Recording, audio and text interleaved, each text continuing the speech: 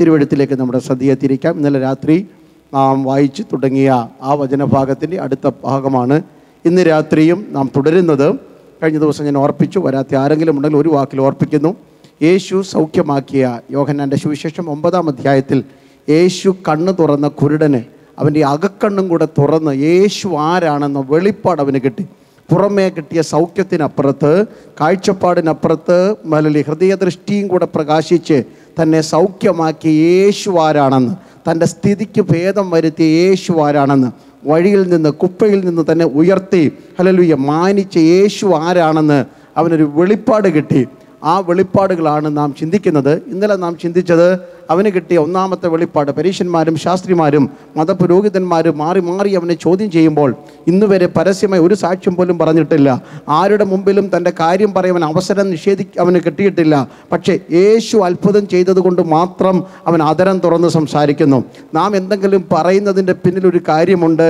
നാം എപ്പോഴോ ദൈവസ്പർശനം അനുഭവിച്ചിട്ടുണ്ട്. ജീവിതയാത്രയിൽ എപ്പോഴെങ്കിലും ദൈവം നിങ്ങളെ തൊട്ടത് കൊണ്ടാണ് നിങ്ങൾ ഇന്ന് രാത്രി ഇവിടെ ഇരിക്കുന്നത്. ജീവിതയാത്രയിൽ എപ്പോഴെങ്കിലും ദൈവം നിങ്ങളോട് ഇടപെട്ടത് കൊണ്ടാണ് നിങ്ങൾക്കിന്ന് സംസാരിക്കാൻ കഴിയുന്നത്. ദൈവത്തിന് വേണ്ടി ആവോളം സംസാരിപ്പാനാ ദൈവം നമ്മെ വിളിച്ചിരിക്കുന്നത്. ഹല്ലേലൂയ. ആദരമടക്കിയിരിക്കുവാനല്ല, ലഭിക്കുന്ന ഈ അവസരങ്ങൾ ദൈവത്തിന് വേണ്ടി സംസാരിക്കാം. ഹല്ലേലൂയ. അപ്പോൾ അവൻ സംസാരിക്കാൻ തുടങ്ങി. ഒന്നാമത്തെ വെളിപ്പാടാണ് ഇന്നലെ നാം വായിച്ചത്. യോഹന്നാൻ 9:10-11 വാക്യങ്ങളിൽ നിന്റെ കണ്ണ് തുറന്നത് ആരാണെന്ന് നിനക്കൊന്ന് പറയാമോ? അവൻ പറഞ്ഞു, യേശു എന്ന് പേരുള്ള മനുഷ്യൻ. അവന് കിട്ടിയ ഒന്നാമത്തെ വെളിപ്പാട് നാം ഇന്നലെ ചിന്തിച്ചു. അത് മാത്രം പറയുവാനേ നമുക്കിന്നലെ അവസരമുണ്ടായുള്ളൂ. അല്ലല്ല, യേശു എന്ന മനുഷ്യൻ സ്വർഗം ഭൂമിയിലായത്, മനുഷ്യനെ പാപത്തിൽ അകപ്പെട്ടു പോയ മനുഷ്യനെ, പറുദീസ നഷ്ടപ്പെട്ട മനുഷ്യനെ, ജീവവൃക്ഷം നിഷേധിക്കപ്പെട്ട മനുഷ്യനെ തിരികെ സ്വർഗീയ പറുദീസയിലേക്ക് പുനഃപ്രവേശിപ്പിക്കുവാൻ, ജീവവൃക്ഷത്തിൻ്റെ ഫലത്തിൻ്റെ മധുരിമ അവൻ്റെ ആദരത്തിലും അവൻ്റെ ജീവിതത്തിലും പ്രയോജനപ്പെടുത്തുവാൻ ദൈവം മനുഷ്യനായ വെളിപ്പാടാണ് നമുക്ക് ഒന്നാമത് കിട്ടേണ്ട വെളിപ്പാട്. സ്വർഗം ഭൂമിയിലേക്ക് ഇറങ്ങി വന്നു, താണലോകത്തിൽ മൺപൊടിയായി നമ്മളെ ഉയർത്തി വിണ്ണിൻ്റെ സ്വരൂപമുള്ള മക്കളാക്കി മാറ്റുവാൻ, ആത്മീയ തേജസ് കൊണ്ട് നമ്മളെ പൊതിയുവാൻ, സ്വർഗമൊരുക്കിയ രക്ഷണീയ പദ്ധതികൾക്കായി, വീണ്ടെടുപ്പിൻ്റെ പ്രവൃത്തികൾക്കായി നന്ദിയോടെ സ്തോത്രം ചെയ്യുന്നു. ആരെങ്കിലും ഇന്ന് രാത്രി യേശുവിനെ അറിയാത്തവരുണ്ടെങ്കിൽ അവർ അറിയണം, യേശു ഭൂമിയിൽ വന്ന് മനുഷ്യനായ കഥ. ഹല്ലേലൂയ. ഇന്ന് രാത്രി തുടരുന്നു. യേശുവിനെ കുറിച്ച് അവന് കിട്ടിയ രണ്ടാമത്തെ വെളിപ്പാട് തുടരുകയാണ്. അവർക്കങ്ങോട്ട് തൃപ്തി വരുന്നില്ല. ദൈവമക്കളെ, യേശുവിനെ കുറിച്ച് എത്ര പറഞ്ഞാലും എത്ര കേട്ടാലും നമുക്ക് തൃപ്തി വരരുത്. സ്തോത്രം. ഹല്ലേലൂയ. അവനൊപ്പം പറയാൻ ആരുമില്ല. രണ്ട് പാട്ട് പാടിയ തീരുന്നതല്ല നമ്മുടെ ആത്മീയം. ഒരു പ്രസംഗം കേട്ടാൽ തീരുന്നതല്ല നമ്മുടെ ആത്മീയം. മരിക്കുന്നതിൻ്റെ തലേന്ന് വരെയും അപ്പോസ്തലനായ പൗലോസ് പറയുന്നു, ഞാൻ ഇന്നലെ ഓർപ്പിച്ചല്ലോ, ഹല്ലേലൂയ, ദമസ്കോസിൽ വെച്ച് ആ നിലത്തെ പൂഴിയിൽ കിടന്നുകൊണ്ട് കാണാത്ത കണ്ണും ഹല്ലേലൂയ മങ്ങിയ വെളിച്ചവുമായി അവൻ ചോദിച്ച ചോദ്യം, അങ്ങ് ആരാന്നാ ചോദിച്ചത്. യേശുവിനെ അറിയാനുള്ള ആഗ്രഹമാണ്. വർഷം മുന്നോട്ട് പോകുന്നു. ഫിലിപ്പ ലേഖനം എഴുതുമ്പോൾ ഏകദേശം 38 വർഷം കഴിഞ്ഞു. ഫിലിപ്പ ലേഖനത്തിലും താൻ ചോദിക്കുകയാണ്, സ്തോത്രം ഹല്ലേലൂയ, എനിക്കറിയണം അങ്ങ് ആരാണെന്ന്. എനിക്ക് അവൻ്റെ മരണത്തെ അറിയണം, അവൻ്റെ കഷ്ടാനുഭവങ്ങളെ അറിയണം, വരുവാനുള്ള ലോകത്തിൻ്റെ ശക്തി അറിയണം. ഇങ്ങനെ വല്ലവിധേനയും എനിക്കൊരു പുനരുത്ഥാനം വേണമെന്ന് വിചാരിച്ച് സകലതും വലിച്ചെറിയുന്ന പൗലോസിനെ നമുക്ക് കാണാം. ഒടുവിൽ ഓസ്റ്റിൻ ഹല്ലേലൂയയിലെ റോമ ഗവൺമെൻറ്റിൻ്റെ നീറോയുടെ വാള് തൻ്റെ കഴുത്ത് മുറിച്ചു മാറ്റുന്നതിന് തൊട്ട് മുമ്പ് പൗലോസ് പറഞ്ഞു, ഇപ്പോൾ എനിക്കറിയാം യേശു ആരാണെന്ന്. അല്ലെ, 1 തിമോഥെയോസ് 1:12 അവൻ വിളിച്ചു പറഞ്ഞു, ഞാൻ ആരേ വിശ്വസിച്ചിരിക്കുന്നു എന്ന് ഞാൻ അറിയുന്നു. അന്ത്യശ്വാസം വലിക്കുന്നതിന് തൊട്ട് മുമ്പ് വരെയും നമ്മുടെ അകത്തുണ്ടാകേണ്ട തിളക്കമുള്ള ആഗ്രഹം യേശു ആരാ. ഹല്ലേലൂയ. അവനെക്കുറിച്ചുള്ള പരിജ്ഞാനത്തിൽ ഓരോ ദിവസവും വളരുവാനാ ദൈവമക്കളെ നമ്മളെക്കുറിച്ച് ദൈവം ആഗ്രഹിക്കുന്നത്. ഇവിടെ പാടിയ പാട്ടിൽ അവർ പറഞ്ഞല്ലോ, ഒരു രോഗസൗഖ്യം കിട്ടിയത് കൊണ്ടല്ല ഞങ്ങൾ യേശുവിനെ ആരാധിക്കുന്നത്. അങ്ങനെയാണെങ്കിൽ അടുത്ത രോഗം മാറിയില്ലെങ്കിൽ നാം കൈയടിക്കത്തില്ല. ഹല്ലേലൂയ. ഒരു നന്മ വന്ന് കിട്ടിയത് കൊണ്ട് മാത്രമല്ല നാം ദൈവത്തെ ആരാധിക്കുന്നത്. ഏതെങ്കിലും നന്മ മുടങ്ങിയാൽ അങ്ങനെയുള്ളവർക്ക് സ്തോത്രം പറയാൻ കഴിയത്തില്ലല്ലോ. പക്ഷെ അവനെ ആരാധിക്കുന്നത് അവൻ ആരാണെന്ന് അറിഞ്ഞത് കൊണ്ടാ. ഹല്ലേലൂയ. അറിഞ്ഞവർ ഇന്ന് രാത്രി അവനെ ആത്മാവിൽ സ്തുതിച്ചു കൊള്ളണം. എൻ്റെ യേശു ആരാ? ആ വെളിപ്പാട് നമ്മുടെ അകത്ത് മാറാത്ത കല്ലിൽ കൊത്തിയ അക്ഷരം പോലെ ഹൃദയത്തിൻ്റെ മാംസപ്പലകയിൽ ഉണ്ടായിരിക്കണം. അവന് കിട്ടിയ രണ്ടാമത്തെ വെളിപ്പാട് 9-ാം അധ്യായത്തിൻ്റെ 17-ാം വാക്യം. യോഹന്നാൻ 9:17. അവർ പിന്നെയും കുരുടനോട് നിന്റെ കണ്ണ് തുറന്നത് കൊണ്ട് നീ അവനെ കുറിച്ച് എന്ത് പറയുന്നു? എന്ന് ചോദിച്ചതിന് അവൻ ഒരു പ്രവാചകനെന്ന് അവൻ പറയുന്നു, യേശു ഒരു പ്രവാചകനാണ്. ഇതുവരെ കണ്ടിട്ടില്ല, കണ്ണുകൊണ്ട് കണ്ടില്ല, അകക്കണ്ണുകൊണ്ടായി കാണുന്നത്, പുറം കണ്ണുകൊണ്ട് ഇതുവരെ യേശുവിനെ അവൻ കണ്ടിട്ടില്ല. അത് ഞാൻ പിന്നീട് വിശദീകരിക്കാം. നമ്മുടെ ഹൃദയദൃഷ്ടി കൊണ്ടാണ് നാം യേശുവിനെ അറിയുന്നതും അനുഭവിക്കുന്നതും. ഫോട്ടോയിൽ കാണുന്ന അല്ലെങ്കിൽ യേശു അല്ല യേശു എന്ന് പറയുന്നത്, അതിരിക്കട്ടെ, അവിടെ കിടന്നോട്ടെ, വിരോധമൊന്നുമില്ല. പക്ഷെ ഇപ്പോഴും നാം കാണുന്നത് ഹൃദയ കണ്ണുകൊണ്ടാണ്. അവൻ്റെ യേശുവിനെ അറിയുന്നത്, നിങ്ങളുടെ തൊട്ടടുത്തിരിക്കുന്നത് യേശുവിൻ്റെ സാന്നിധ്യമാണ്, നിങ്ങൾ അനുഭവിക്കുന്ന യേശുവിൻ്റെ സാന്നിധ്യമാണ്, നിങ്ങൾ അവനിലും അവൻ നിങ്ങളിലും ഇരിക്കുന്ന അത്യത്ഭുതമായ ആത്മീയ അനുഭവമാണ് ക്രിസ്തുവിനെ അറിയുക എന്ന് പറഞ്ഞാൽ. സ്തോത്രം. ഇവിടെ പറയുന്നു യേശു എന്ന പ്രവാചകൻ. പ്രവാചകന്മാരുടെ കാലം ആത്മീയ ലോകത്തിൽ. ഞാനും പ്രവചിക്കും, എനിക്കും പ്രവചനം ഇഷ്ടമാണ്. വചനം പറയുന്നത് പ്രവാചനം. ദസ് സേസ് ദ ലോർഡ്, യഹോവ ഇപ്രകാരം അരുളിച്ചത്. ഞാൻ പ്രവാചകന്മാർക്ക് എതിരൊന്നുമല്ല.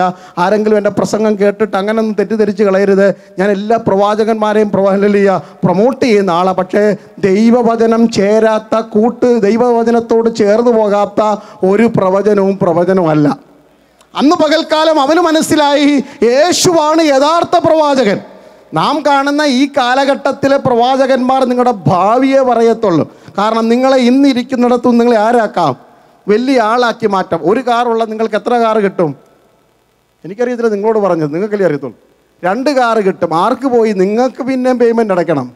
അവർക്ക് പറഞ്ഞിട്ട് കിട്ടുന്ന പേയ്മെൻറ്റ് കൊണ്ട് വീട്ടിൽ പോയാൽ. ദൈവമക്കളെ, കാറിൻ്റെ എണ്ണം കൂടുന്നതും വീടിൻ്റെ എണ്ണം കൂടുന്നതും വയലിൻ്റെ എണ്ണം കൂടുന്നതും ഇരിക്കുന്ന കസേര വലുപ്പമാക്കുന്നതും ഒന്നുമല്ല പ്രവചനം എന്ന് പറയുന്നത്.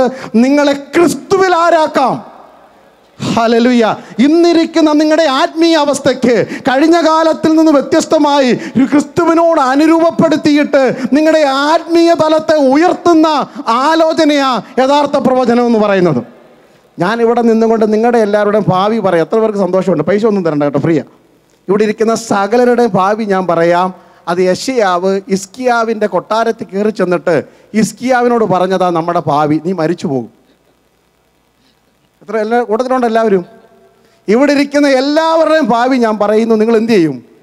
മരിച്ചു പോകും. അതിനപ്പുറത്തൊരു ഭാവി എന്തോ വേണം. പേടിക്കൊന്നും വേണ്ട കേട്ടോ. ഗ്രഹകാര്യം എന്ത് ചെയ്യണം? 7 കാര്യങ്ങളാണ് 38-ാം അധ്യായത്തിൽ പറയുന്നത്. How to set your house in order. എങ്ങനെയാണ് നിന്റെ ഗ്രഹകാര്യം ക്രമീകരിക്കുന്നത്? പറയാൻ സമയമില്ല. ജീവിതയാത്രയിൽ സ്വന്തം കുടുംബം, സ്വന്തം ജീവിതം, ആരാധിക്കുന്ന സഭ, ആത്മീയ ഗ്രഹം ക്രമപ്പെടുത്തുമ്പോഴാണ് നാം മരണത്തിനും നിത്യതയ്ക്കും ഒരുങ്ങുന്നത്. അതാണ് നമ്മുടെ ഭാവി. ഹല്ലേലൂയ.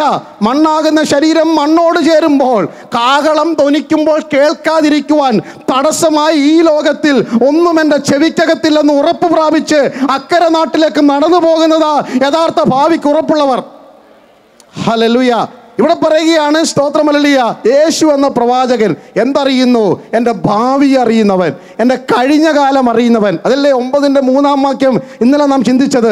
ഇവൻ പാപിയാണെന്നും അല്ല, ഇവൻ്റെ അമ്മയപ്പന്മാർ ചെയ്ത പാപം നിമിത്തമാ ഇവൻ കുരുടനായി 40 വർഷം വഴിയിൽ എറിയപ്പെട്ടതെന്ന് നാട്ടുകാരും വീട്ടുകാരും അല്ല, അധികാരമുള്ള ശുശ്രൂഷകരും ഒരുപോലെ ആക്ഷേപിച്ചവനെ അധിക്ഷേപിച്ചപ്പോൾ അവിടെ നിന്നുകൊണ്ട് അവൻ്റെ ഭാവിയും അവൻ്റെ ഭൂതവും ഒരുപോലെ യേശു പറഞ്ഞു, അല്ല അല്ല, ഇത് ദൈവപ്രവൃത്തിയാണെന്ന്. ഈ പ്രവാചകനെ പോലെ ഏത് പ്രവാചകൻ ഈ ഭൂമിയിലുണ്ട്? അവൻ്റെ പേരാ വാക്കിലും പ്രവൃത്തിയിലും ശക്തിയുള്ള പ്രവാചകൻ. ഹല്ലേലൂയ. പറയുന്നവൻ മാത്രമല്ല, പറയുന്നത് അതുപോലെ പ്രവർത്തിക്കുന്ന പ്രവാചകൻ. അങ്ങനെങ്കിൽ എന്താ അവൻ പറഞ്ഞ വാക്കിൻ്റെ അർത്ഥം? നാം എന്താ ഇന്ന് രാത്രി യേശുവിനെ കുറിച്ച് അതിൽ നിന്ന് കിട്ടേണ്ട വെളിപ്പാട്? എന്നെ അറിയുന്നവനെ എനിക്കറിയാം. ഹല്ലേലൂയ. ഇടത്തും വലത്തും ഇരിക്കുന്നവർക്കൊന്നും നിങ്ങളെ അറിയത്തില്ല. കൂടെ പാർക്കുന്നവർക്ക് നിങ്ങളെ ഒരു പരിധി കിട്ടിയിട്ടില്ല. നമുക്ക് പോലും നമ്മളെ അറിയത്തില്ലല്ലോ. സ്തോത്രം ഹല്ലേലൂയ. നമ്മുടെയും ജീവിതത്തിൽ എത്രയോ രൂപങ്ങൾ ഭാവങ്ങളൊക്കെ ഉണ്ട്. നമുക്ക് പോലും നമ്മളെ പിടികിട്ടിയിട്ടില്ല. അല്ലെങ്കിൽ സഭയ്ക്കകത്ത് വരുമ്പോൾ നമുക്കൊരു രൂപം ഭാവം, സഭയ്ക്ക് പുറത്തിറങ്ങുമ്പോൾ നമുക്ക് വേറൊരു രൂപം, ജോലിയിൽ ചെല്ലുമ്പോൾ വേറൊരു രൂപം, കുടുംബത്തിനകത്ത് വേറൊരു രൂപം, അങ്ങനെ നമുക്ക് പല രൂപവും ഭാവവും ഒക്കെ ഉണ്ട്. പക്ഷേ നമ്മൾ ആരാണെന്ന് അറിയുന്ന ഒരുവനുണ്ട്. അവനാണ് പ്രവാചകൻ. 139 സങ്കീർത്തനത്തിൽ 1 മുതൽ 16 വരെയുള്ള വാക്യങ്ങൾ വായിക്കേണ്ട, ഞാൻ പറഞ്ഞു പോകാം. ഹല്ലേലൂയ. അവിടെ പറയുന്നുണ്ട്, സങ്കീർത്തനക്കാരൻ പറയുകയാണ്, നല്ലൊരു പ്രവാചകൻ ആരാണെന്ന്. യഹോവേ, നീ എന്നെ ശോധന ചെയ്ത് അറിഞ്ഞിരിക്കുന്നു. അല്ലെങ്കിൽ ഞാൻ ഇരിക്കുന്നത് നീ അറിയുന്നു, ഞാൻ എഴുന്നേൽക്കുന്നത് നീ അറിയുന്നു, എൻ്റെ നിരൂപണം നീ ദൂരത്ത് നിന്ന് ഗ്രഹിക്കുന്നു. എൻ്റെ നടപ്പ് നിനക്കറിയാം, എൻ്റെ ഇരിപ്പ് നിനക്കറിയാം, എൻ്റെ കിടപ്പ് നിനക്കറിയാം. നീ അറിയാതെ ഒരു വാക്കും എൻ്റെ നാവിന്മേലില്ല.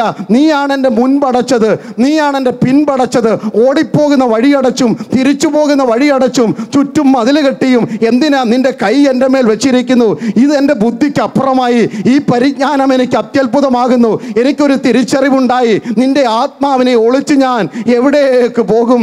തിരുസന്നിധി വിട്ട് ഞാൻ എവിടേക്ക് ഓടും? ഞാൻ സ്വർഗത്തിൽ കയറിയാൽ നീ അവിടെയുണ്ട്, അത് ഉറപ്പുള്ള കാര്യമാണ്. എന്നാൽ ഞാൻ അല്ലയ്യ ഉഷസിൻ ചിറക് ധരിച്ച് സമുദ്രത്തിൻ്റെ അറ്റത്ത് പോയി പാർത്താൽ അവിടെയും നിന്റെ കണ്ണെന്നെ പിടികൂടും. ഇരുട്ടെന്നെ മൂടിക്കളയട്ടെ, എനിക്ക് ചുറ്റും വെളിച്ചം ഇരുട്ടായി തീരട്ടെ എന്ന് ഞാൻ പറഞ്ഞാൽ, അയ്യോ വലിയ പ്രവാചകനെ, ഇരുട്ട് പോലും നിനക്ക് മറവായിരിക്കുന്നില്ല.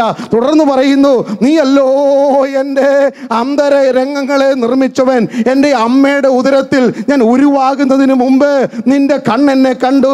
ഈ ലോകത്തിലെ ഏത് പ്രവാചകന്, ഈ ലോകത്തിലെ ഏത് മതത്തിന്, ഏത് പൗരോഹിത്യത്തിന്, ഏത് തത്വത്തിനറിയാം, അമ്മയുടെ ഉദരത്തിൽ നിങ്ങൾ പിണ്ടാകാരമാകുന്നതിന് മുമ്പ് നിങ്ങളെ അറിഞ്ഞൊരു ദൈവം. അവനെക്കുറിച്ചൊരു വെളിപ്പാട് നിങ്ങൾക്ക് വേണം.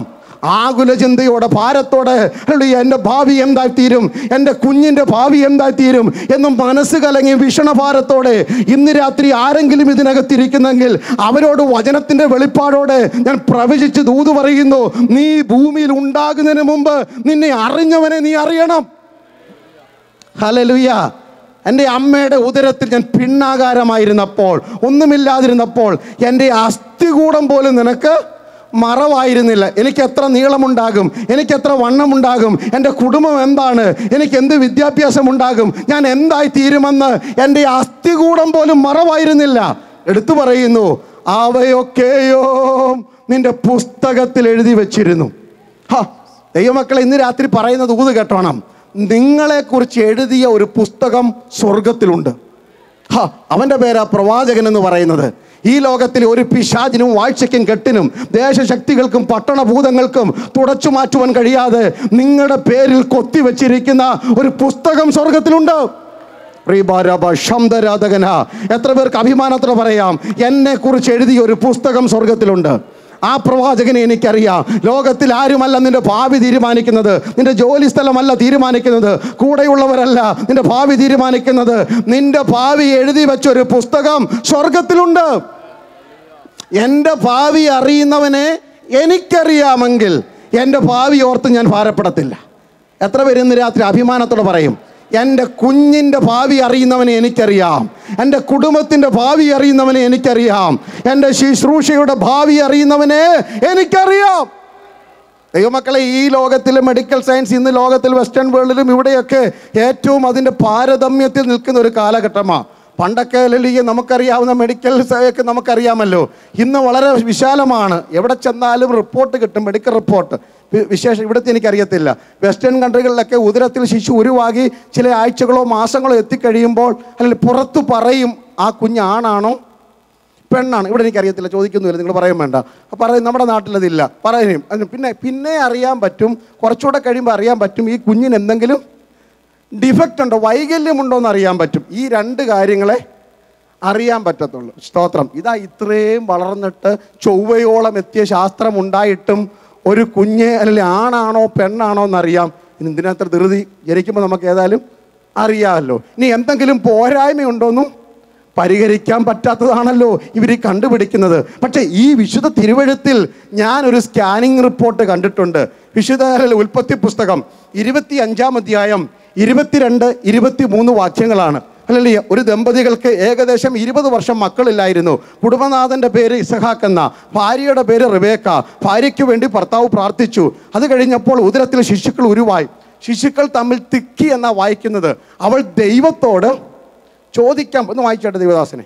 അവളുടെ ഉള്ളിൽ ശിശുക്കൾ തമ്മിൽ തിക്കിയപ്പോൾ അവൾ, ഇങ്ങനെയായാൽ ഞാൻ എന്തിനു ജീവിക്കുന്നു എന്ന് പറഞ്ഞ് യഹോവയോട് ചോദിക്കുവാൻ പോയി. ദൈവത്തോട് ചോദിക്കാൻ പോയി. ദൈവം ഒരു സ്കാൻ റിപ്പോർട്ട് എടുത്ത് പ്രിന്റ് എടുത്ത് കൈ കൊടുത്തു. യഹോവ അവളോട് രണ്ട് ജാതികൾ. ഇത് ഏത് സ്കാൻ റിപ്പോർട്ട് കാണുമെന്നേ? നിന്റെ ഉദരത്തിനകത്ത് രണ്ട് ജാതി ഉണ്ടെന്ന്. നമ്മൾ ഏത് ജാതിയാണ് നമുക്കോലും അറിയത്തില്ല. പക്ഷെ ദൈവം പറയാ നിന്റെ അകത്ത് എന്തോ ഉണ്ട്, രണ്ട് ജാതിയുണ്ട്. പിന്നെ രണ്ട് വംശങ്ങൾ, അത് രണ്ട് വംശങ്ങളാണ്. ഉദരത്തിൽ നിന്ന് തന്നെ പിരിയും. ഒരു വംശം മറ്റേ വംശത്തിലും ശക്തിപ്പെടും. ജനിക്കുന്നതിന് മുമ്പ് 5-ാം മാസോ 6-ാം മാസോ 2-ാം മാസോ എത്ര ആയിക്കൊള്ളട്ടെ, സ്വർഗത്തിന്റെ കണ്ണ് കണ്ട റിപ്പോർട്ട് ഭാവി അറിയുന്നവനെ നിങ്ങൾക്കറിയാമെങ്കിൽ നിങ്ങൾ എന്തിനാ ഭാവി ഓർത്ത് ഭാരപ്പെടുന്നത്?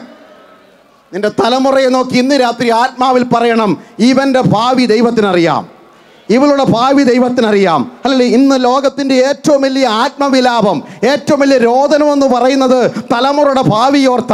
ഇവിടെ പാർക്കുമ്പോഴും ഇവിടെ പഠിപ്പിക്കുമ്പോഴല്ല, നാട്ടിൽ കൊണ്ടുവന്ന് കുഞ്ഞുങ്ങളെ പഠിപ്പിക്കുമ്പോഴും കൂടെ പാർക്കുന്നു, കൂടെ അല്ലല്ലേ അല്ലാതെ പാർക്കുന്നു, ആരുമായിക്കൊള്ളട്ടെ, തലമുറയുടെ ഭാവി ഓർത്ത് നിങ്ങൾ ആകുലപ്പെടുന്നെങ്കിൽ ഇന്ന് രാത്രി അല്ലലിയ ഒരു പ്രവാചക ശബ്ദമായി സ്വർഗം വിളിച്ചു പറയുന്നു, നിന്റെ കുഞ്ഞിൻ്റെ ഭാവി, അവൻ ഏത് ജാതി, ഏത് വംശം, എവിടെ വരെ ഉയരുമെന്ന്, ഏത് ഗോത്രം, ഏത് രാജ്യം, രാഷ്ട്രം, പ്രഭുവായി തീരുമെന്ന് അറിയുന്നവനെ നിനക്കറിയണം. ഹല്ലേലൂയ. ഈ വെളിപ്പാട് നിങ്ങൾക്കുണ്ടായിരിക്കണം. പക്ഷെ പലപ്പോഴും നമുക്ക് ആകുല ചിന്ത തലയിൽ കയറിയിട്ട് പ്രസംഗം കേൾക്കുമ്പോൾ ഒരു എക്സൈറ്റ്മെൻ്റ് ഒക്കെ ഉണ്ടാകും. പക്ഷെ പുറത്ത് ടെൻറ്റിന് പുറത്ത് കഴിയുമ്പോൾ പിന്നെയും തദൈവ നാം പഴയതുപോലെയൊക്കെയായി മാറും. അങ്ങനെ ഒരാളും ബൈബിളിലുണ്ട്. 73-ാം സങ്കീർത്തനത്തിലാണ്. പുള്ളി വലിയ പാട്ടുകാരനാണ്, പള്ളിയിലെ പാട്ടുകാരനാണ്. അല്ല, പാട്ടുകാരന് മാത്രമല്ല, പുള്ളി പാട്ട് എഴുതുന്ന ആളാണ്. പാട്ട് എഴുതുമെന്ന് മാത്രമല്ല, ചിട്ടയായിട്ടത് ട്യൂൺ ചെയ്യും. എല്ലാ ഇൻസ്ട്രുമെൻറ്റും 1-2 ഇൻസ്ട്രുമെൻ്റൊക്കെ ഇവരൊക്കെ വായിക്കാൻ പറ്റത്തുള്ളൂ.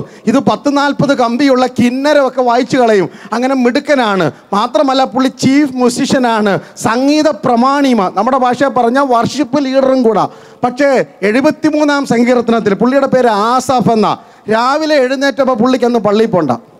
നമുക്കിങ്ങനെയൊക്കെയാണ് സഭായം മുടക്കാൻ എന്തെല്ലാം കാരണങ്ങൾ. ഇവിടെ ഗൾഫിൽ അങ്ങനെയൊന്നും ഇല്ല, സ്തോത്രം.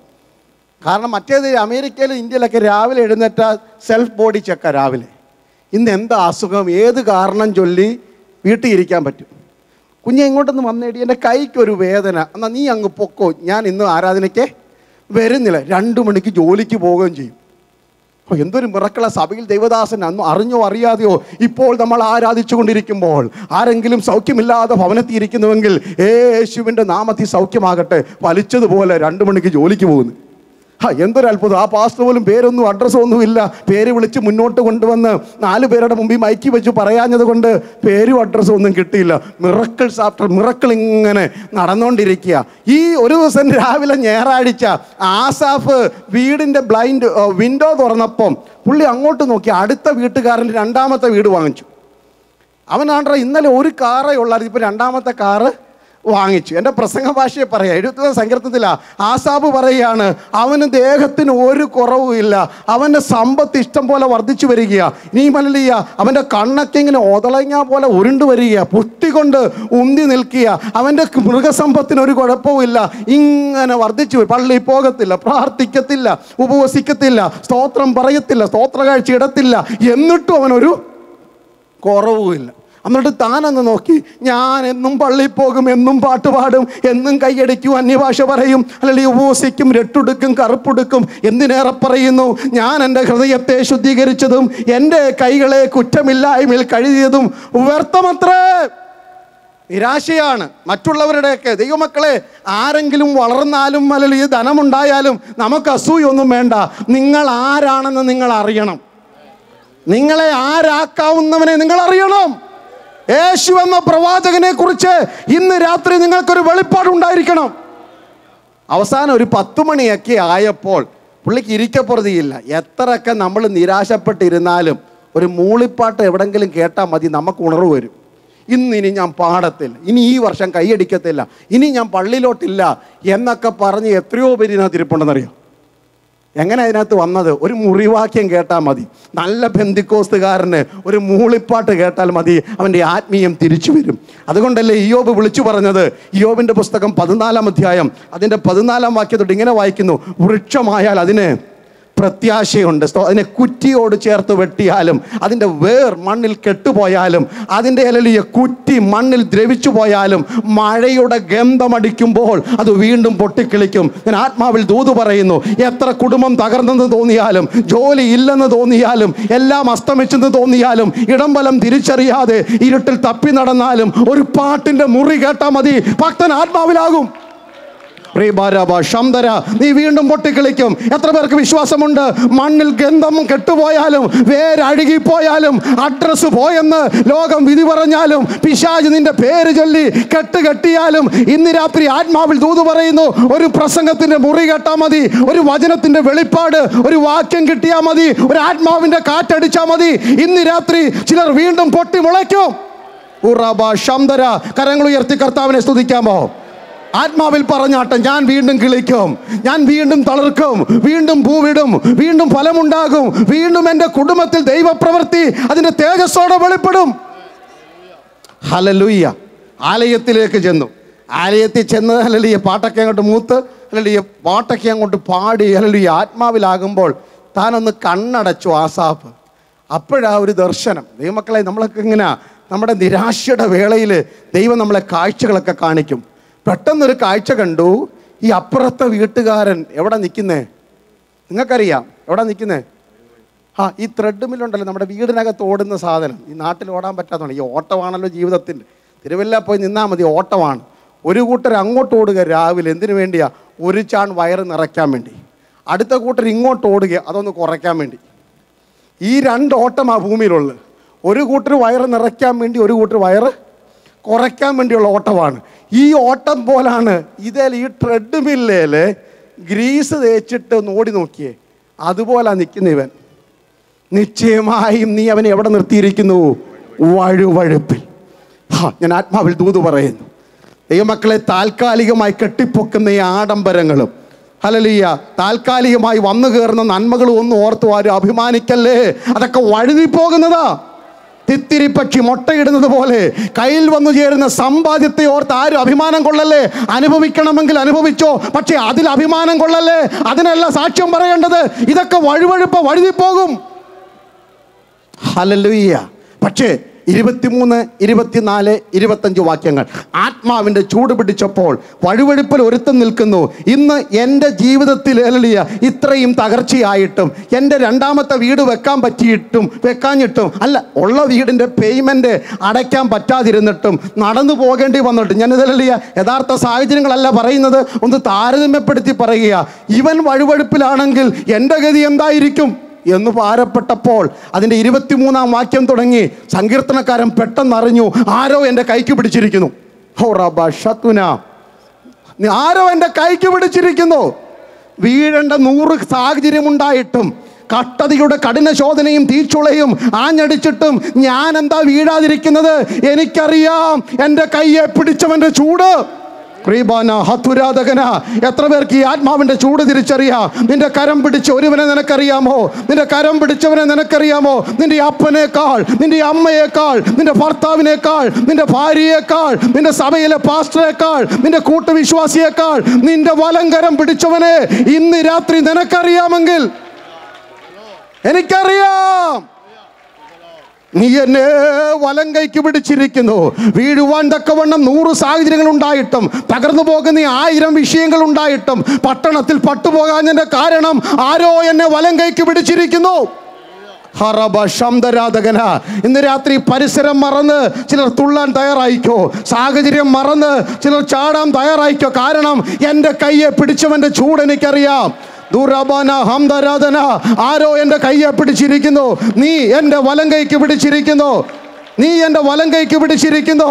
നീ എൻ്റെ വലം കൈക്ക് പിടിച്ചിരിക്കുന്നു. ആരാധിക്കുന്നവൻ്റെ കരം പിടിക്കുന്ന, പ്രാർത്ഥിക്കുന്നവരുടെ കരം പിടിക്കുന്ന, ദൈവത്തിന് വേണ്ടി നിൽക്കുന്നവൻ്റെ കരം പിടിക്കുന്ന ഒരു കരത്തെ ഇന്ന് രാത്രി ഞാൻ ആത്മാവിൽ കണ്ട് ദൈവത്തിന് സ്തോത്രം ചെയ്യുന്നു. ശമനരകനമന ഹംദരാധന വൈഡമാന ഹസ്തരാധകന. ശുശ്രൂഷകന്മാരെ, നമ്മുടെ കരം പിടിച്ച ഒരു ദൈവമുണ്ട്. എനിക്കറിയാം എൻ്റെ കരം പിടിച്ചവനെ, എനിക്കറിയാം എൻ്റെ കുടുംബത്തെ നടത്തുന്നവനെ, എനിക്കറിയാം എൻ്റെ കുഞ്ഞിൻ്റെ കരം പിടിച്ചവനെ, എനിക്കറിയാം ഹല്ലേലൂയ പെരുവെള്ളത്തിലും ഇരച്ച വെള്ളത്തിലും എൻ്റെ കൈ പിടിച്ചവനെ എനിക്കറിയാം. ഹല്ലേലൂയ. നീ എന്നെ വലം കൈക്ക് പിടിച്ചിരിക്കുന്നു. തീർന്നില്ല, എൻ്റെ ചെവിക്കകത്ത് മുഴങ്ങുന്നത് ദൈവശബ്ദമാ. നിന്റെ ആലോചനയാൽ നീ എന്നെ വഴി നടത്തും. എന്താ തകർന്നു പോകാഞ്ഞത്? എന്താ ശുശ്രൂഷ വലിച്ചെറിഞ്ഞു പോകാഞ്ഞത്? എന്താ താണു പോകാഞ്ഞത്? അനുഭവിച്ച വേദനയുടെ നടുവിൽ എന്താ ഇന്നും കുറുകി ഞരങ്ങി പ്രാവിനെ പോലെ പ്രാർത്ഥിക്കുന്നത്? എന്താ ആരാധന മുടക്കാഞ്ഞത്? എല്ലാം ശരിയായിട്ടല്ലല്ലോ ഇന്ന് രാത്രി ഇവിടെ വന്നിരിക്കുന്നത്. എല്ലാം നടന്നിട്ടല്ലല്ലോ ഇവിടെ വന്നിരിക്കുന്നത്. എന്താ മടങ്ങിപ്പോകാഞ്ഞത്? എൻ്റെ ചെവിക്കകത്ത് മുഴങ്ങുന്ന ഒരു ദൈവശബ്ദമുണ്ട്. മനുഷ്യൻ്റെ ഇമ്പശബ്ദത്തെക്കാൾ, ചക്കരവാക്കിനേക്കാൾ, മുഖസ്തുതിയേക്കാൾ എൻ്റെ ചെവിക്കകത്ത് മുഴങ്ങുന്ന അത്യുന്നതന്റെ ആലോചന, ദൈവത്തിന്റെ ശബ്ദം. നീ എൻ്റെ മകനാ, നീ എൻ്റെ മകളാ, നീ എൻ്റെ വകയാ, ഞാൻ നിന്നെ ഓമന പേർ ചൊല്ലി വിളിച്ചിരിക്കുന്നുവെന്ന ദൈവശബ്ദം കേൾക്കുന്ന കാതുകൾക്കായി ഇന്ന് രാത്രി ഞാൻ ദൈവത്തിന് സ്തോത്രം ചെയ്യുന്നു. കയ്യെ പിടിക്കുന്ന യഹോവ, ചെവിയിൽ ഓതുന്ന ദൈവം. എത്ര പേർക്ക് സ്തോത്രം ചെയ്യാൻ പറ്റും? Hallelujah, price the Lord. നിന്റെ ആലോചനയാൽ നീ എന്നെ വഴി നടത്തും. നമ്മുടെ കൂട്ടുകെട്ടും ബന്ധം ഇവിടം തീരുന്നില്ല. പിന്നത്തേതിൽ നടന്ന് അക്കരെ നാട്ടിലും അവൻ്റെ കൈപിടിച്ച് നടക്കുന്ന ഒരു ഉറപ്പ് കിട്ടിയപ്പോൾ അന്ന് പകൽക്കാലം ആസാഫിൻ്റെ ആരാധന മാറി. അടുത്ത വാക്യം ഞാൻ വായിക്കാൻ പോകുകയാണ്. അത് എല്ലാവരും ചേർന്ന് ഇന്ന് രാത്രി ആരാധിക്കണം. വായിച്ചു ദൈവാസനെ. അത് കഴിഞ്ഞ അടുത്ത വാക്യം അല്ലല്ലേ, പിന്നത്തേതിൽ മഹത്വത്തിലേക്ക് ചേർത്ത് കൊള്ളും സ്വർഗത്തിൽ. ആ വാക്യം സ്വർഗത്തിൽ എനിക്ക് ആരുള്ളൂ. വിളിച്ചു പറയണം ഇന്ന് രാത്രി, സ്വർഗത്തിൽ എനിക്ക് ആരുള്ളൂ. അത് പറയാൻ എളുപ്പമാണ്, കാരണം നമ്മൾ സ്വർഗയാത്രയ്ക്ക് ഒരുങ്ങിയിരിക്കുന്നവരാ. പക്ഷെ അടുത്ത പദം പറയുമ്പോഴാണ് നമ്മുടെ ഈ മണ്ണിനോടുള്ള ആശ മാറുന്നത്. എൻ്റെ കൈക്ക് പിടിച്ചവൻ്റെ ചൂടെനിക്കറിയാമെങ്കിൽ, എൻ്റെ ചെവിയിൽ മുഴങ്ങുന്ന സ്വർഗീയ ശബ്ദം അത് തുടർമാനമായി എനിക്ക് കേൾക്കാമെങ്കിൽ, ഇന്ന് രാത്രി ആരാധിക്കാൻ വേറെ കാരണം വേണ്ട. സ്വർഗത്തിൽ എനിക്കാരുള്ളൂ, ഭൂമിയിലും നിന്നെ അല്ലാതെ ഇന്ന് രാത്രി പറയാൻ പറ്റുന്നവര് അറിയാവുന്ന ഭാഷയില് ആ സ്ക്രീനിലേക്ക് നോക്കിയിട്ട് കരങ്ങൾ ഉയർത്തി വിളിച്ചു പറഞ്ഞാട്ട്, ഭൂമിയിലും നിന്നെ അല്ലാതെ എൻ്റെ ശുശ്രൂഷയില്, എൻ്റെ കുടുംബത്തില്, എൻ്റെ ആത്മീയത്തില്, എൻ്റെ ഭൗതിക യാത്രയില് നിന്നെ അല്ലാതെ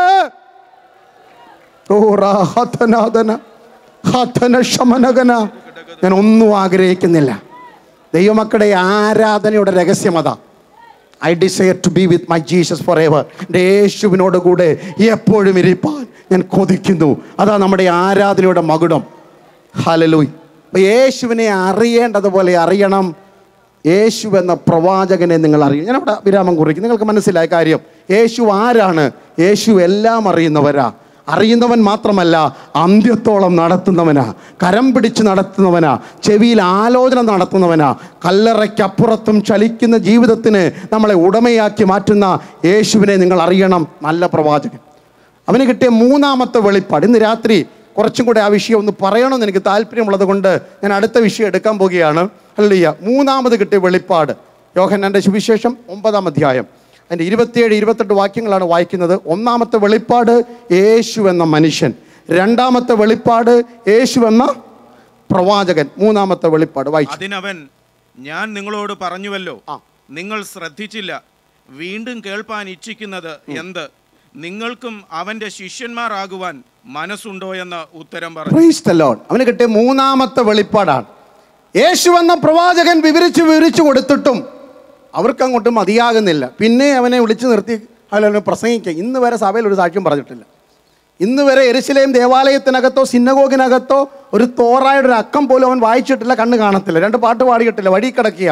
പക്ഷേ സ്വർഗം തൊട്ട് കഴിഞ്ഞപ്പോൾ അങ്ങ് ഓപ്പർച്യൂണിറ്റിയാണ്, അവസരം. ദൈവമക്കളെ, നമ്മുടെ അവസരങ്ങൾ ദൈവം തരുന്നതാ. മനുഷ്യൻ ഉയർത്തിയാൽ ഒരു പരിമിതിയുണ്ട്. ലോകത്തിൽ ആരും ആരെയും ഉയർത്താറില്ല. പക്ഷെ ദൈവം ഉയർത്തിയാൽ, ദൈവം നിന്നെ അനുഗ്രഹിക്കാൻ തീരുമാനിച്ചാൽ, സ്വന്തം അപ്പൻ വിചാരിച്ചാലും അനുഗ്രഹം തട്ടിമാറ്റാൻ പറ്റത്തില്ല.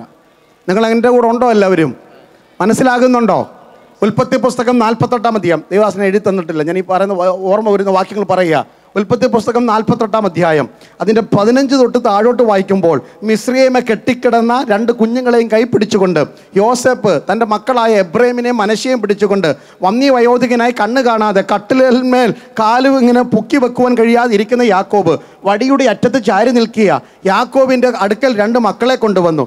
മൂത്ത മകൻ്റെ പേര് മനശ്ശെ, രണ്ടാമത്തവൻ്റെ പേര് എബ്രഹിം. അവിടെ വായിക്കുന്ന പദങ്ങൾ ഇങ്ങനെയാണ്. ഉൽപ്പത്തി 48:15 തൊട്ട് താഴോട്ട്. അല്ല, യോസഫ് തൻ്റെ വലം കൈ കൊണ്ട് പിടിച്ച് മനശ്ശെയെ യാക്കോബിൻ്റെ വലം കൈക്ക് കീഴെയും ഇടം കൈ കൊണ്ട് എബ്രഹിമിനെ യാക്കോബിൻ്റെ ഇടം കൈക്ക് നേരെയും പിടിച്ചു നിർത്തി. സ്തോത്രം. കണ്ണ് കാണാത്ത അപ്പച്ചൻ ഇരിക്കുകയാണ്. അവിടെ നാം വായിക്കുന്നത് യാക്കോബ് തൻ്റെ വലം കൈ നീട്ടി ഇളയവനായ എബ്രഹിമിൻ്റെ തലയും തൻ്റെ ഇടം കൈ നീട്ടി തൻ്റെ മൂത്ത മകനായ മനശ്ശെയുടെ തലയിലും ഇങ്ങനെ കൈകളെ പിണച്ചു വെച്ചു. സ്തോത്രം. അടുത്ത പദം, ഇത് യോസഫിന് അനിഷ്ടമായി തോന്നി. ആരാ യോസഫ്? മിസ്രൈമിലെ മന്ത്രിയാ. യോസഫ് പറയാതെ മിസ്രൈമിൽ ആരും ഒരു വാക്ക് പോലും അനങ്ങത്തില്ല. ഇത് ആർക്കിഷ്ടപ്പെട്ടില്ല? മന്ത്രിക്ക് ഇഷ്ടപ്പെട്ടില്ല. ഇത് ആർക്കിഷ്ടപ്പെട്ടില്ല? നേതാവിന് ഇഷ്ടപ്പെട്ടില്ല. നിന്റെ കയ്യിൽ അനുഗ്രഹം വീഴുന്നത് നിന്റെ അപ്പന് പോലും ഇഷ്ടപ്പെട്ടില്ല. സ്തോത്രം. ഉടനെ പറഞ്ഞു, അപ്പച്ച അങ്ങനല്ലല്ലോ, ഇവനല്ലയോ മൂത്തത്. ഞാൻ കുറച്ച് നാൾ കൊണ്ട് പ്ലാൻ ചെയ്ത് വന്നത്, പദ്ധതി ഒരുക്കി വന്നത് ഇവനെ അനുഗ്രഹിക്കാൻ വേണ്ടിയാ. ഇവന് രണ്ടാമനായാൽ മതി. പക്ഷേ യാക്കോബ് പറഞ്ഞ മറുപടിയാ നിങ്ങളോടുള്ള ദൈവത്തിൻ്റെ ദൂത്. യാക്കോബ് പറഞ്ഞു, അറിയാം മകനെ, എനിക്ക് അറിയാം. ഒരു പ്രാവശ്യമല്ല, 2 പ്രാവശ്യം. മകനെ എനിക്ക് അറിയാം. ഒന്നാമത്തെ അറിയാം. നീ ആരാന്ന് എനിക്കറിയാം. നീ മിസ്രൈമിലെ മന്ത്രിയാന്ന് എനിക്കറിയാം. നീ ആരാണെന്ന് എനിക്കറിയാം. നീ ഫറവോൻ കഴിഞ്ഞ രണ്ടാമനാണെന്ന് എനിക്കറിയാം. നീ ആരാണെന്ന് എനിക്കറിയാം.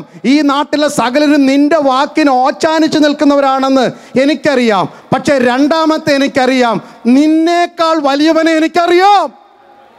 ഹല്ലേലൂയ. എൻ്റെ കുടുംബത്തിൽ ഞാൻ രണ്ടാമനായിരുന്നിട്ടും എന്നെ ഒന്നാമനാക്കിയവനെ എനിക്കറിയാം. നിന്റെ കുടുംബത്തിൽ നീ 10-11 നിന്നെ മുന്നിൽ കൊണ്ടുവന്നവനെ നീ അറിയണം. ഹല്ലേലൂയ. കൈ തട്ടി മാറ്റാൻ അപ്പം ശ്രമിച്ചാലും സ്വർഗം അത് സമ്മതിക്കാതെ എബ്രഹിമിനെ മാനിച്ചെടുത്തെങ്കിൽ ഇന്ന് രാത്രി ഓർത്തുകൊള്ളുക, നിന്നെ തൊടാൻ ദൈവം തീരുമാനിച്ചാൽ ഈ സകല പട്ടണ ഭൂതങ്ങളും ഒരുമിച്ച് തട്ടിമാറ്റിയാലും നിന്നെ ഉയർത്തേണ്ടത് ദൈവത്തിനറിയാം. കൈകളെ പിണച്ചു വെച്ചാണെങ്കിലും നിയമം തിരുത്തിയാണെങ്കിലും വഴി വെട്ടിയാണെങ്കിലും അവൻ ചെയ്തിരിക്കും, അവൻ അത് ചെയ്തിരിക്കും. ഹല്ലേലൂയ. ദൈവമക്കൾ അതിന് കുറുക്ക് വഴി തേടണ്ട. ഇവനിപ്പോൾ പ്ലാറ്റ്ഫോമിൽ നിന്ന് ഇറങ്ങാൻ സമയമില്ല. മൂന്നാമത് ചോദിച്ചു, ഒന്നുകൂടെ പറഞ്ഞാട്ട്, മനുഷ്യനാണെന്ന് ഞങ്ങൾക്ക് മനസ്സിലായി, പ്രവാചകനാണെന്ന് ഞങ്ങൾക്ക് മനസ്സിലായി, മൂന്നാമത് അവൻ ആരാ? ഉടനെ അവൻ പറഞ്ഞു, അത് വളഞ്ഞ രീതിയിലാണ് പറയുന്നത്, ഞാനങ്ങ് വ്യാഖ്യാനിച്ച് നിങ്ങൾക്ക് പറയുന്ന രീതിയിൽ പറയാം. പുള്ളി കുറേ നേരം തലയുറഞ്ഞിട്ട് പറഞ്ഞു, നിങ്ങൾ കുറേ നേരമായിട്ട് എന്നെ ഇങ്ങനെ ചോദ്യം ചെയ്യും. എത്ര നേരമായി 11 തുടങ്ങിയിട്ട്? ഒന്ന് വീട്ടിൽ പോകാൻ സമ്മതിക്കും. അവസാനം പറഞ്ഞു, നിങ്ങൾക്കും അവൻ്റെ ശിഷ്യനാകാൻ മനസ്സുണ്ടോ? അപ്പം അതിൻ്റെ അർത്ഥം എന്താ? ഞാൻ ഓൾറെഡി ആരായി കഴിഞ്ഞു? അവൻ്റെ ശിഷ്യനാണ്. ഈ കുറച്ച് നേരം കൊണ്ട് ഞാൻ I become A disciple of Jesus, ഞാൻ യേശുവിൻ്റെ ശിഷ്യനായി കഴിഞ്ഞു. നിങ്ങൾക്കും. അതിൻ്റെ അർത്ഥം പറഞ്ഞാണ് ഇന്നലെ രാത്രി ഞാൻ പറഞ്ഞ് അവസാനിപ്പിച്ചത്. യേശു നല്ല മനുഷ്യനാണെങ്കിൽ നമ്മളും ആരാകണം? നല്ല മനുഷ്യരാകണം. അടുത്ത 10-15 മിനിറ്റ് നിങ്ങളെ ഒരു നല്ല ശിഷ്യനാക്കിയിട്ട് പോകാനാണ് എനിക്ക് ഉദ്ദേശം. സ്തോത്രമല്ലിയ. യേശു ഗുരുവാണെന്ന് അവന് മനസ്സിലായി. ഞാൻ അവൻ്റെ ശിഷ്യനാ. ഇനി അവൻ എല്ലാവരോടും പറയാനുള്ള ദൂത്, നിങ്ങൾ ഒരു ശിഷ്യനായി മാറണം. ഇന്ന് രാത്രി വലിയ സ്തോത്രം പറയാനുള്ള ദൂതൊന്നുമല്ല ഞാൻ പറയാൻ പോകുന്നത്. അതുകൊണ്ട് വളരെ ശ്രദ്ധിച്ച് കേട്ടിരിക്കണം. ഇവിടെ ഇരിക്കുന്ന എത്ര വിശ്വാസികളുണ്ടെന്ന് കൈവക്കിക്കേ. അതുപോലും അറിയത്തില്ല. ദൈവമക്കളെ, ഈ ഭൂമിയിലുള്ള സകലരും ആരാണ്? വിശ്വാസികളാണ്. ഹിന്ദു മതത്തിൽ വിശ്വസിക്കുന്നവർക്ക് എന്ത് പേര്? ഹിന്ദു വിശ്വാസികൾ. മുസ്ലിം മതം വിശ്വസിക്കുന്നവർക്ക് മുസ്ലിം വിശ്വാസികൾ. പെന്തിക്കോസിൽ ചേർന്നവർ എന്ത് വിശ്വാസികൾ? പറഞ്ഞാട്ട് പിണങ്ങൊന്നും ചെയ്യല്ല, എന്നെ ഓടിച്ചിട്ട് തല്ലുകയും ചെയ്യരുത്. നിങ്ങൾ പെന്തിക്കോസ് വിശ്വാസികളാണ്. കാരണം ഇന്ന് രാത്രി ഇങ്ങോട്ട് വന്നത് കൊണ്ട് അറിയാം നിങ്ങൾ അവിടെ ഉള്ളവരല്ലെന്ന്. മനസ്സിലായല്ലോ? അവിടെ പോയാൽ നിങ്ങൾ ആരായനെ? പക്ഷേ എല്ലാ വിശ്വാസികളും ശിഷ്യന്മാരല്ല. പക്ഷേ എല്ലാ ശിഷ്യന്മാരും വിശ്വാസികളാണ്. സ്തോത്രം. ദൈവമക്കളെ, നമുക്കിന്ന് രാത്രി ശിഷ്യന്മാരാകണം. നല്ല ശിഷ്യന്മാരായി മാറണം. വിശ്വാസികൾ അടിസ്ഥാന ഉപദേശം കൊണ്ട് രക്ഷിക്കപ്പെട്ടു, സ്നാനപ്പെട്ടു, പരിശുദ്ധാത്മാവിനെ പ്രാപിച്ചു, അല്ലെ അടിസ്ഥാന കാര്യങ്ങളൊക്കെ പഠിച്ചു, ഇങ്ങനെ അങ്ങ് പോകുക. പക്ഷെ ഇപ്പോഴും പനി വന്ന ചത്ത വീട്ടിലെ പോലെ കരച്ചിൽ. ജോലി പോയാൽ പിന്നെ തലതല്ലിക്കരയും. സ്തോത്രം. എൻ്റെ കൂടെ ഉണ്ടേ, ഞാൻ പറഞ്ഞില്ല എന്നോട് പണങ്ങല്ലേ, എല്ലാവരും എൻ്റെ കൂടെ തന്നെ ഉണ്ടേ, ഉപദ്രവിക്കല്ലേ കേട്ടോ. നമ്മൾ വിശ്വാസികളാ, പക്ഷേ എന്തെങ്കിലും ഒരു പ്രശ്നം വരണം നമ്മുടെ സ്വഭാവം മാറും. ദേഷ്യപ്പെടാത്തവരൊന്ന് കൈ പൊക്കിക്കേ. നിങ്ങളെല്ലാം വിശ്വാസികളാണ്. സ്തോത്രം. നല്ല ശിഷ്യനാ. ക്രിസ്തുവിൻ്റെ സ്വഭാവം ഉണ്ടാകുന്നത്. ക്രിസ്തുവിൻ്റെ ഭാവവും രൂപത്തിലേക്കും നമ്മൾ ഇന്ന് രാത്രി എത്തണം. നന്നായിട്ട് ഞാൻ ഇന്ന് രാത്രി ഇവിടുന്ന് പുറത്തു പോകത്തുള്ളെന്ന് എത്ര പേര് തീരുമാനിക്കും? Price the Lord. ഈ മീറ്റിങ്ങുകൾ കൊണ്ട് സ്തോത്രം ഹല്ലേലൂയ, ശുശ്രൂഷയ്ക്ക് വേണ്ടി എന്നെ വിളിക്കുമ്പോൾ പരിശുദ്ധാത്മാവിൻ്റെ അകത്ത് പറഞ്ഞ ദൂത് ഇതാണ്. സ്തോത്രം. തിരക്കുള്ള യാത്രയിൽ ഓടി വന്ന് 2 ദിവസം ഇവിടെ നിന്നിട്ട് വീണ്ടും ഹല്ലേലൂയ അടുത്ത ദിവസം മടങ്ങിപ്പോകുമ്പോൾ ഇവിടെ ഒരാളെങ്കിലും കർത്താവിൻ്റെ ശിഷ്യനായി മാറണം. സ്വർഗാരോഹണത്തിന് തൊട്ടു മുമ്പ് ഒലിവുമലയുടെ മുകളിൽ വിരിച്ച കൈയുമായി ശിഷ്യന്മാരോട് പറയുവാൻ യേശുവിനൊരു ദൂതുണ്ടായിരുന്നു, നിങ്ങൾ ഭൂലോകത്തിലൊക്കെയും പോകണം. മത്തായി 28:18 മുതൽ താഴോട്ടുള്ള വാക്യങ്ങൾ. സകല സൃഷ്ടിയോട് നിങ്ങൾ സുവിശേഷം പറയണം. വിശ്വസിക്കുന്നവർ എന്ത് ചെയ്യണം? സ്നാനപ്പെടുത്തണം. അതാണ് വിശ്വാസത്തിൻ്റെ ആദ്യഘട്ടം. രക്ഷിക്കപ്പെടുക, സ്നാനപ്പെടുക. ആരെങ്കിലും ഇന്ന് രാത്രി യേശുവിനെ രക്ഷിതാവായി അംഗീകരിച്ചിട്ട് ഇന്നും അവൻ്റെ ഹല്ലേലൂയ കൽപ്പനയായ മുഴുകൽ സ്നാനം പിതാവിൻ്റെയും പുത്രൻ്റെയും പരിശുദ്ധാത്മാവിൻ്റെ നാമത്തിൽ ഏറ്റിട്ടില്ലെങ്കിൽ, ദൈവദാസ നിലയിൽ നിങ്ങളുടെ അവസാന അവസരമെന്ന രീതിയിൽ ഞാൻ ആത്മാവിൽ ദൂത് പറയുന്നു, ഇന്ന് രാത്രി അവൻ്റെ കൽപ്പനയ്ക്കായി ചിലർ സമർപ്പിക്കട്ടെ. ഹല്ലേലൂയ. സ്വർഗത്തിൽ പോകാനുള്ള പാസ്പോർട്ടൊന്നുമല്ല സ്നാനം ദൈവമക്കളെ, പക്ഷെ ക്രിസ്തുവിനോട് ഏകീഭവിക്കപ്പെടുവാൻ അവൻ്റെ മരണത്തെ നിങ്ങൾ അംഗീകരിച്ചെങ്കിൽ അവൻ്റെ പുനരുത്ഥാനത്തിന് നിങ്ങൾ ഏകീഭവിക്കപ്പെടണം. ജീവൻ്റെ പുതുക്കത്തിൽ നിങ്ങൾ നടക്കപ്പെടേണ്ടതിന്, ക്രിസ്തുവിനെ ധരിക്കേണ്ടതിന് ഇന്ന് രാത്രികാലം ഏത് കുടുംബത്തിൽ പിറന്നാലും ഏത് പാരമ്പര്യമാണെങ്കിലും ആരൊക്കെ നിങ്ങളുടെ കൂടെ ഉണ്ടെന്ന് വിഷയമല്ല. ഇന്ന് രാത്രി ക്രിസ്തുവിൻ്റെ മരണം ശരീരത്തിൽ ഏറ്റെടുക്കുന്നതാ, അവൻ്റെ പുനരുത്ഥാനത്തിൽ ഉയർക്കുന്നതാ സ്നാനം. ഇന്ന് രാത്രി ആരെങ്കിലും ഇവിടെ ഇരുന്നു കൊണ്ട് തീരുമാനിക്കുന്നു, എനിക്കറിയാം ആത്മീയരോടാണ് ഞാൻ ദൂത് പറയുന്നത്, പക്ഷെ ദൈവദാസ നിലയിൽ, സുവിശേഷകൻ എന്ന നിലയിൽ, പെന്തിക്കോസ് സഭയിലാണെങ്കിലും കുമ്പനാട് കൺവെൻഷനാണെങ്കിലും പറയാൻ എനിക്ക് വിധിക്കപ്പെട്ടൊരു ദൂതുണ്ട്. നിങ്ങൾ രക്ഷിക്കപ്പെടണം, നിങ്ങൾ സ്നാനപ്പെടണം, നിങ്ങൾ ആത്മാവിൽ നിറയണം, വിശുദ്ധിയോടെ ജീവിക്കണം. ഹല്ലേലൂയ. സ്തോത്രം. അവൻ സ്തോത്രം ഹല്ലേലൂയ. യേശു ദൂത് പറയുകയാണ്, നിങ്ങൾ എന്നിട്ട് ചെയ്യണം, വിശ്വസിക്കുന്നവരെ സ്നാനപ്പെടുത്തണം, എന്നിട്ട് അവരെന്താക്കണം? ശിഷ്യരാക്കണം. ഇതാ ദൈവമക്കളെ നമ്മുടെ മിനിസ്ട്രി. യൂണിറ്റ് ബിക്കം വേണ്ടി നിങ്ങളൊരു ശിഷ്യനാകണം, മറ്റുള്ളവരെ ശിഷ്യത്വത്തിലേക്ക് നയിക്കണം. നമ്മുടെ കൊച്ചു കുഞ്ഞുങ്ങൾ മുതൽ ദൈവസഭയിലെ പ്രായമുള്ളവർ വരെ, വചനം പ്രസംഗിക്കുന്ന ഞാൻ ഉൾപ്പെടെ, ദൈവത്തിൻ്റെ സ്വപ്നം നാം ശിഷ്യന്മാരായി മാറണം. ഇനി അതൊന്ന് തെളിയിച്ചിട്ട് അടുത്ത വെളിപ്പാട് പറയാൻ സമയമുണ്ടെങ്കിൽ പറയാം, അല്ലെങ്കിൽ ഇവിടെ നമുക്ക് പ്രാർത്ഥിച്ച് അവസാനിപ്പിക്കണം. സ്തോത്രം ഹല്ലേലൂയ. ആരാ നല്ല ശിഷ്യൻ? നമുക്ക് പോകാം ലൂക്കോസിൻ്റെ സുവിശേഷം 14-ാം അധ്യായത്തിലേക്ക്. വില കൊടുക്കുന്ന വിശ്വാസിയ ശിഷ്യൻ. കൈയടിക്കുന്നവനെല്ലാം ബന്ധിക്കോസുകാരനാ, പാട്ടുപാടുന്നവനും ബന്ധിക്കോസുകാരനാ, വെള്ള ഉടുപ്പിട്ടെന്ന് പ്രസംഗിക്കുന്ന ഞങ്ങളും ബന്ധിക്കോസുകാരാ. പക്ഷേ ജീവിതത്തിൽ വില കൊടുക്കുന്നില്ലെങ്കിൽ നാം കേവലം വിശ്വാസികളാ, നാം ശിഷ്യരല്ല. വില കൊടുക്കാത്തവൻ വിലയില്ലാത്ത വിശ്വാസി മാത്രമാ. വിലയുള്ളവന് വില കൊടുക്കണം. എന്തൊക്കെയാ കൊടുക്കേണ്ടതെന്ന് നമുക്കൊന്ന് പഠിക്കണം. സ്തോത്രം. യേശു ഒരു പാഠം പഠിപ്പിച്ചു. 14-ാം അധ്യായത്തിൻ്റെ 28 മുതൽ, ലൂക്കോസ് 14:28 മുതൽ 32 വരെയുള്ള വാക്യങ്ങളിലാണ്. വായിക്കണമെന്നില്ല, ഞാൻ പറഞ്ഞു പോകാം, സംഭവം സമയം സേവ് ചെയ്യാമല്ലോ. അവിടെ പറയുന്നത്, യേശു പറയുക, നിങ്ങളിൽ ആരെങ്കിലും ഇരുന്ന് ഒരു ഗോപുരം പണിയുവാൻ തീരുമാനിച്ചാൽ ആദ്യമേ ഇരുന്നിട്ട് അത് തീർപ്പാൻ വകയുണ്ടോ എന്ന് ചിന്തിക്കും. ഇതാണ് നമ്മളും ചെയ്യേണ്ടത്. ക്രിസ്ത്യ ജീവിതത്തെക്കുറിച്ച്, ശിഷ്യത്വത്തെക്കുറിച്ച് അതിന് തൊട്ട് മുമ്പിലും പിമ്പിലും യേശു പഠിപ്പിക്കുക. നിങ്ങളൊരു ശിഷ്യനാകണമെങ്കിൽ, ദൈവരാജ്യത്തിന് ഓഹരിക്കാരനാകണമെങ്കിൽ ഇരുന്ന് ചിന്തിക്കണം. ഓടി നടന്ന് ചാടി നടന്ന് കിട്ടുന്നത് വാങ്ങിച്ചു പോക്കറ്റിലിട്ട് ഇതാ സന്തോഷമെന്നും ഇതാ സൗഖ്യമെന്നും പറഞ്ഞ് ഓടിച്ചാടി നടക്കുന്നതല്ല ശിഷ്യത്വം. ഇരുന്ന് പഠിക്കണം, ഇരുന്ന് കേൾക്കണം. ഇത് തീർപ്പാൻ വകയുണ്ടോ? കാരണം 1992 മെയ് മാസം 2-ാം തീയതി രക്ഷിക്കപ്പെട്ട ഞാൻ 2000-ൽ 935-ൽ 50-ൽ എത്രയോ ആയിക്കൊള്ളട്ടെ, നിങ്ങളുടെ അല്ലെങ്കിൽ വിശ്വാസ ജീവിതത്തിൻ്റെ തുടക്കം, അന്ന് തൊട്ട് തീരുമാനിക്കണം ഇത് അവിടെ വരെ തീർക്കാൻ വകയുണ്ടോ എന്ന്. സ്തോത്രം. ഇതൊരു ഗോപുരമാ ദൈവമക്കളെ. ഇതിങ്ങനെ പണിത് story after story, building after building hallelujah ഓരോ നില കെട്ടിപ്പൊക്കേണ്ടതാ ആത്മീയ ജീവിതം. അല്ലാതെ ഹല്ലേലൂയ രക്ഷിക്കപ്പെട്ട് അന്നത്തെ പോലെ ഇന്നും നിലവിളിയും കരച്ചിലും പരിഭവവും പരിതാപവും പഴിച്ചിലും ഹല്ലേലൂയ ക്ഷമയില്ലായ്മയും വിദ്വേഷവും കയ്പുമാണെങ്കിൽ നാം കേവലം അടിസ്ഥാനമിട്ടിട്ട് തീർപ്പാൻ വകയില്ലാത്ത ആത്മീയ വിശ്വാസികൾ. ഹല്ലേലൂയ. എൻ്റെ കൂടെ ഉണ്ടോ എല്ലാവരും? എത്ര പേരുണ്ടോ എന്ന് കൈവക്കിക്ക്. സ്തോത്രം. എല്ലാവർക്കും എന്നോട് സ്നേഹമാണെന്ന് മനസ്സിലായി. ആത്മീയ ജീവിതം പണിത് തീർക്കണം. ഓരോ കല്ല് വെച്ച്, ഓരോ സ്വഭാവം വെച്ച്. നമുക്ക് ക്ഷമിക്കാനൊക്കെ വലിയ, ഞാൻ പറയാൻ കൊണ്ട് മുന്നോട്ട് പോകാം. സ്തോത്രം. അപ്പോൾ അങ്ങനെ പണിതില്ലെങ്കിൽ നാട്ടുകാർ കളിയാക്കും. അതവിടെ എഴുതിയിരിക്കുന്നത്. തീർപ്പാൻ വകയുണ്ടോ എന്ന് കണക്ക് നോക്കുന്നില്ലയോ?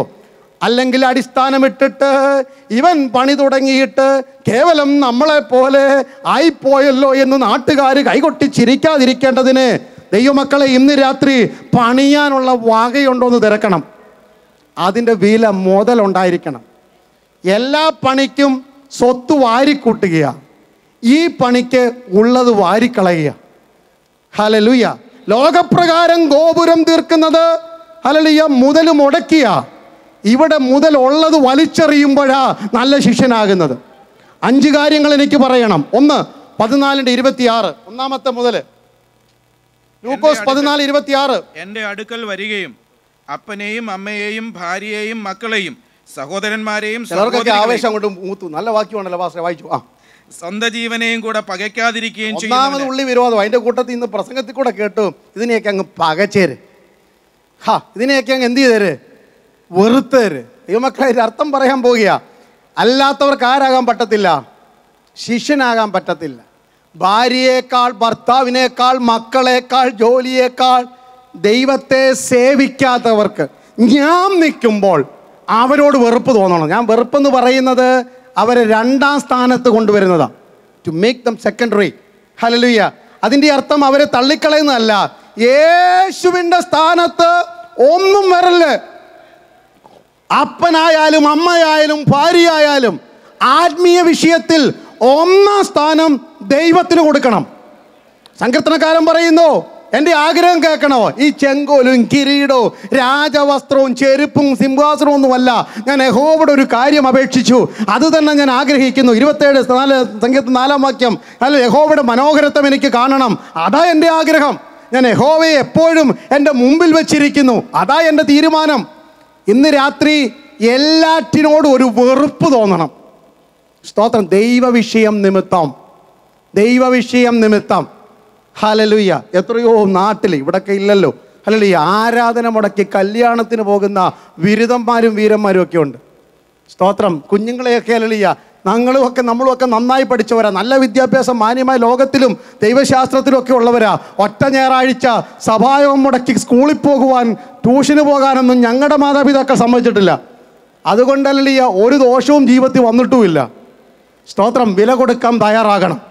ദൈവ കുഞ്ഞുങ്ങളെ, നിങ്ങളുടെ തലമുറകളെ പഠിപ്പിക്കണം. ക്രിസ്തു ഒന്നാമത്. ഹല്ലേലൂയ.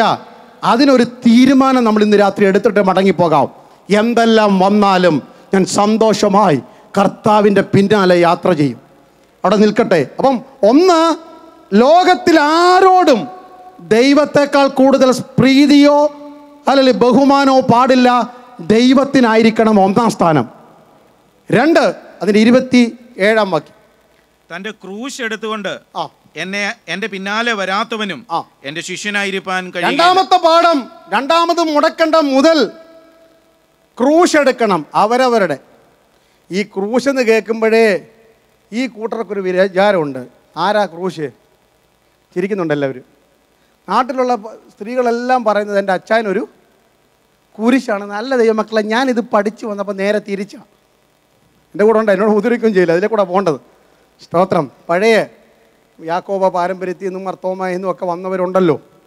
അതിനകത്ത് കല്യാണം കഴിഞ്ഞവരും ഉണ്ടല്ലോ. അന്നത്തെ കാലത്ത് അന്ന് കല്യാണം നടത്തിയ പുരോഹിതൻ ചൊല്ലൊന്നും ഞാൻ ചൊല്ലി കേൾപ്പിക്കാം. അപ്പം എൻ്റെ അർത്ഥം നിങ്ങൾക്ക് മനസ്സിലാകും. പേടിക്കൊന്നും വേണ്ട കേട്ടോ, ഇവിടെ നിന്നുണ്ട്. അതിനകത്ത് പറയുന്നുണ്ട് ആരാ കുരിശെന്ന്. വാനിന്നുടയോൻ കയ്യ മകുടം ഘോഷമിറങ്ങുന്നു, മണവാളനെയാചാര്യൻ അണിയിക്കും മകുടം രമ്യം. മണവാളനെ ആചാര്യൻ പുരോഹിതൻ വാനിൽ നിന്ന് ഉടയവൻ്റെ കയ്യാൽ വാഴ്ത്തിയ കിരീടം അണിയിക്കുന്നതാ. കിരീടധാരണം കല്യാണം. അല്ലാതെ അന്ന് തൊട്ട് ഇതൊരു ഭാരമാണെന്നൊന്നും ആരും പറഞ്ഞേക്കല്ലേ. വിവാഹം എന്ന് പറയുന്നത് ഒരു കിരീടധാരണം.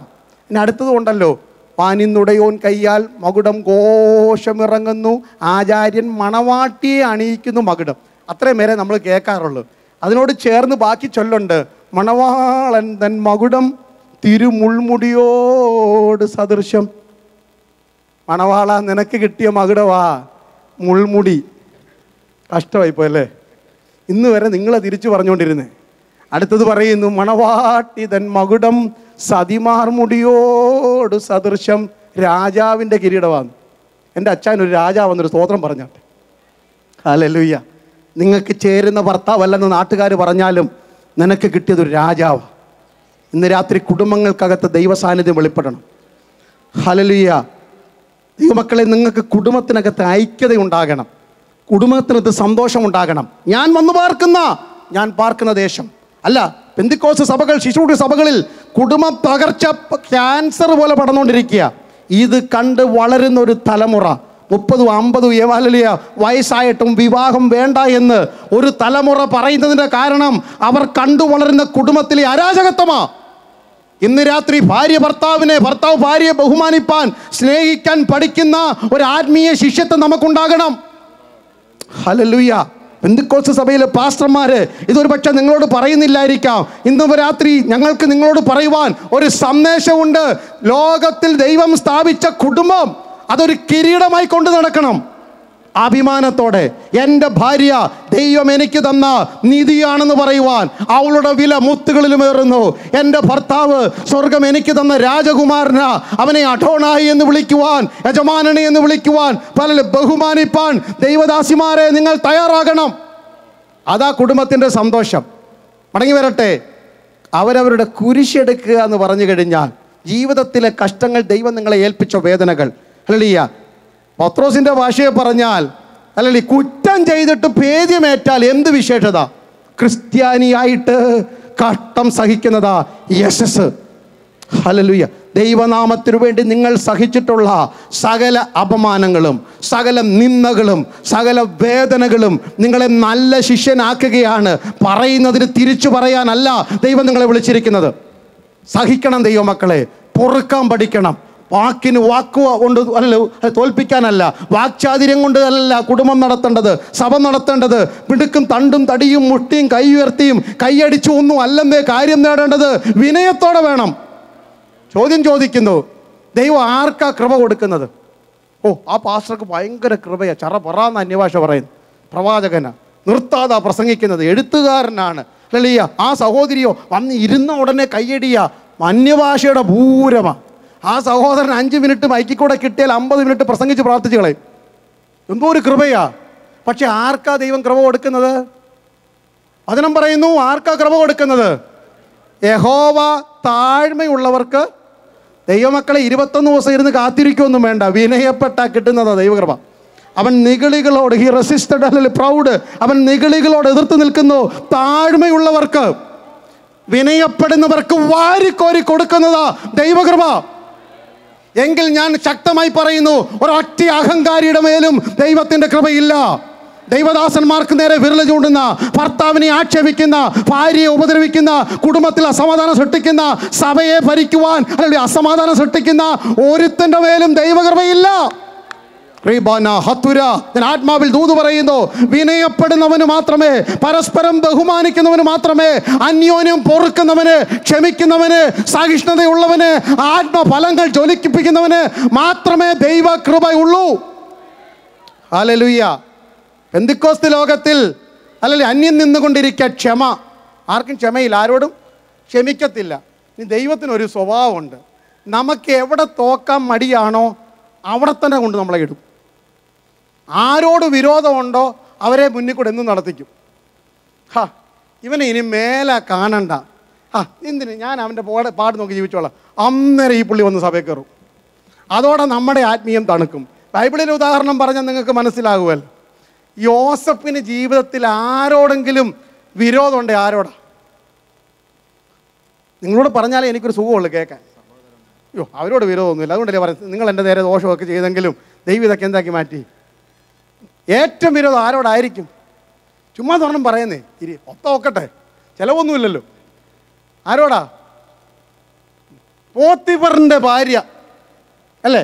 ഒരു മറ്റേ സഹോദരന്മാരെ അസൂയ കൊണ്ടാണെന്നെങ്കിലും പറയാം, ഇത് ചെയ്യാത്ത കുറ്റത്തിന്. അപ്പോൾ ഈ പുള്ളിക്ക് കേൾക്കാൻ ഇഷ്ടമില്ലാത്ത പോത്തിഫറിൻ്റെ ഭാര്യ എന്നൊന്നും ലിസ്റ്റിൽ പേരില്ലാത്തതുകൊണ്ട് പോത്തിഫർ നമുക്കങ്ങ് വിളിക്കാം. എവിടെല്ലാം പോത്തിഫർ എന്ന് കേൾക്കുന്നു ആർക്ക് ഓർമ്മ വരും? നമുക്കിങ്ങനെ ഓർമ്മ വരത്തില്ല. കായംകുളം, കൊച്ചിയൊക്കെ ഓർമ്മ വരത്തില്ല. എന്തെങ്കിലും വിഷമമുണ്ടായ സ്ഥലം നമുക്ക് ഓർമ്മ വരും പെട്ടെന്ന്. അല്ലേ? അതുപോലെ പോത്തിപ്പറന്ന് എവിടെങ്കിലും കണ്ട ആർക്ക് ഓർമ്മ വരും മറ്റേ കാര്യം? ദൈവത്തിൻ്റെ പദ്ധതി നോക്കണേ. കല്യാണം ആലോചിച്ചപ്പോൾ പെണ്ണിൻ്റെ അമ്മായിപ്പൻ്റെ പേര് പോത്തിപ്പറ. ഓനിലെ പുരോഹിതനായ പോത്തിപ്പറിൻ്റെ മകൾ ആസനത്തിനെ ഭാര്യയായിട്ട് കൊടുത്തു. ഈ അമ്മായിപ്പൻ ജീവിച്ചിരിക്കുന്നിടത്തോളം കാലം പഴയ കാര്യം മറക്കാൻ പറ്റത്തില്ലല്ലോ. തമ്പുരാൻ നമ്മളെ ക്ഷമ പഠിപ്പിക്കുന്നത് ഇങ്ങനെയൊക്കെയാ. അതുകൊണ്ടാണ് 10 സഹോദരന്മാർ മുമ്പിൽ വന്ന് നിന്നപ്പോഴും അത് ദൈവകൃപയാന്ന് പറയുവാൻ സ്വർഗം കടത്തിവിട്ട പാഠങ്ങൾക്കായി സ്തോത്രം. ജോലിയിൽ എന്താ നിങ്ങൾക്ക് ഇത്ര മൂർധന്യ അവസ്ഥ? നിങ്ങളെ ക്ഷമ പഠിപ്പിക്കുവാൻ ദൈവം ഒരുക്കിയ അവസ്ഥയാ.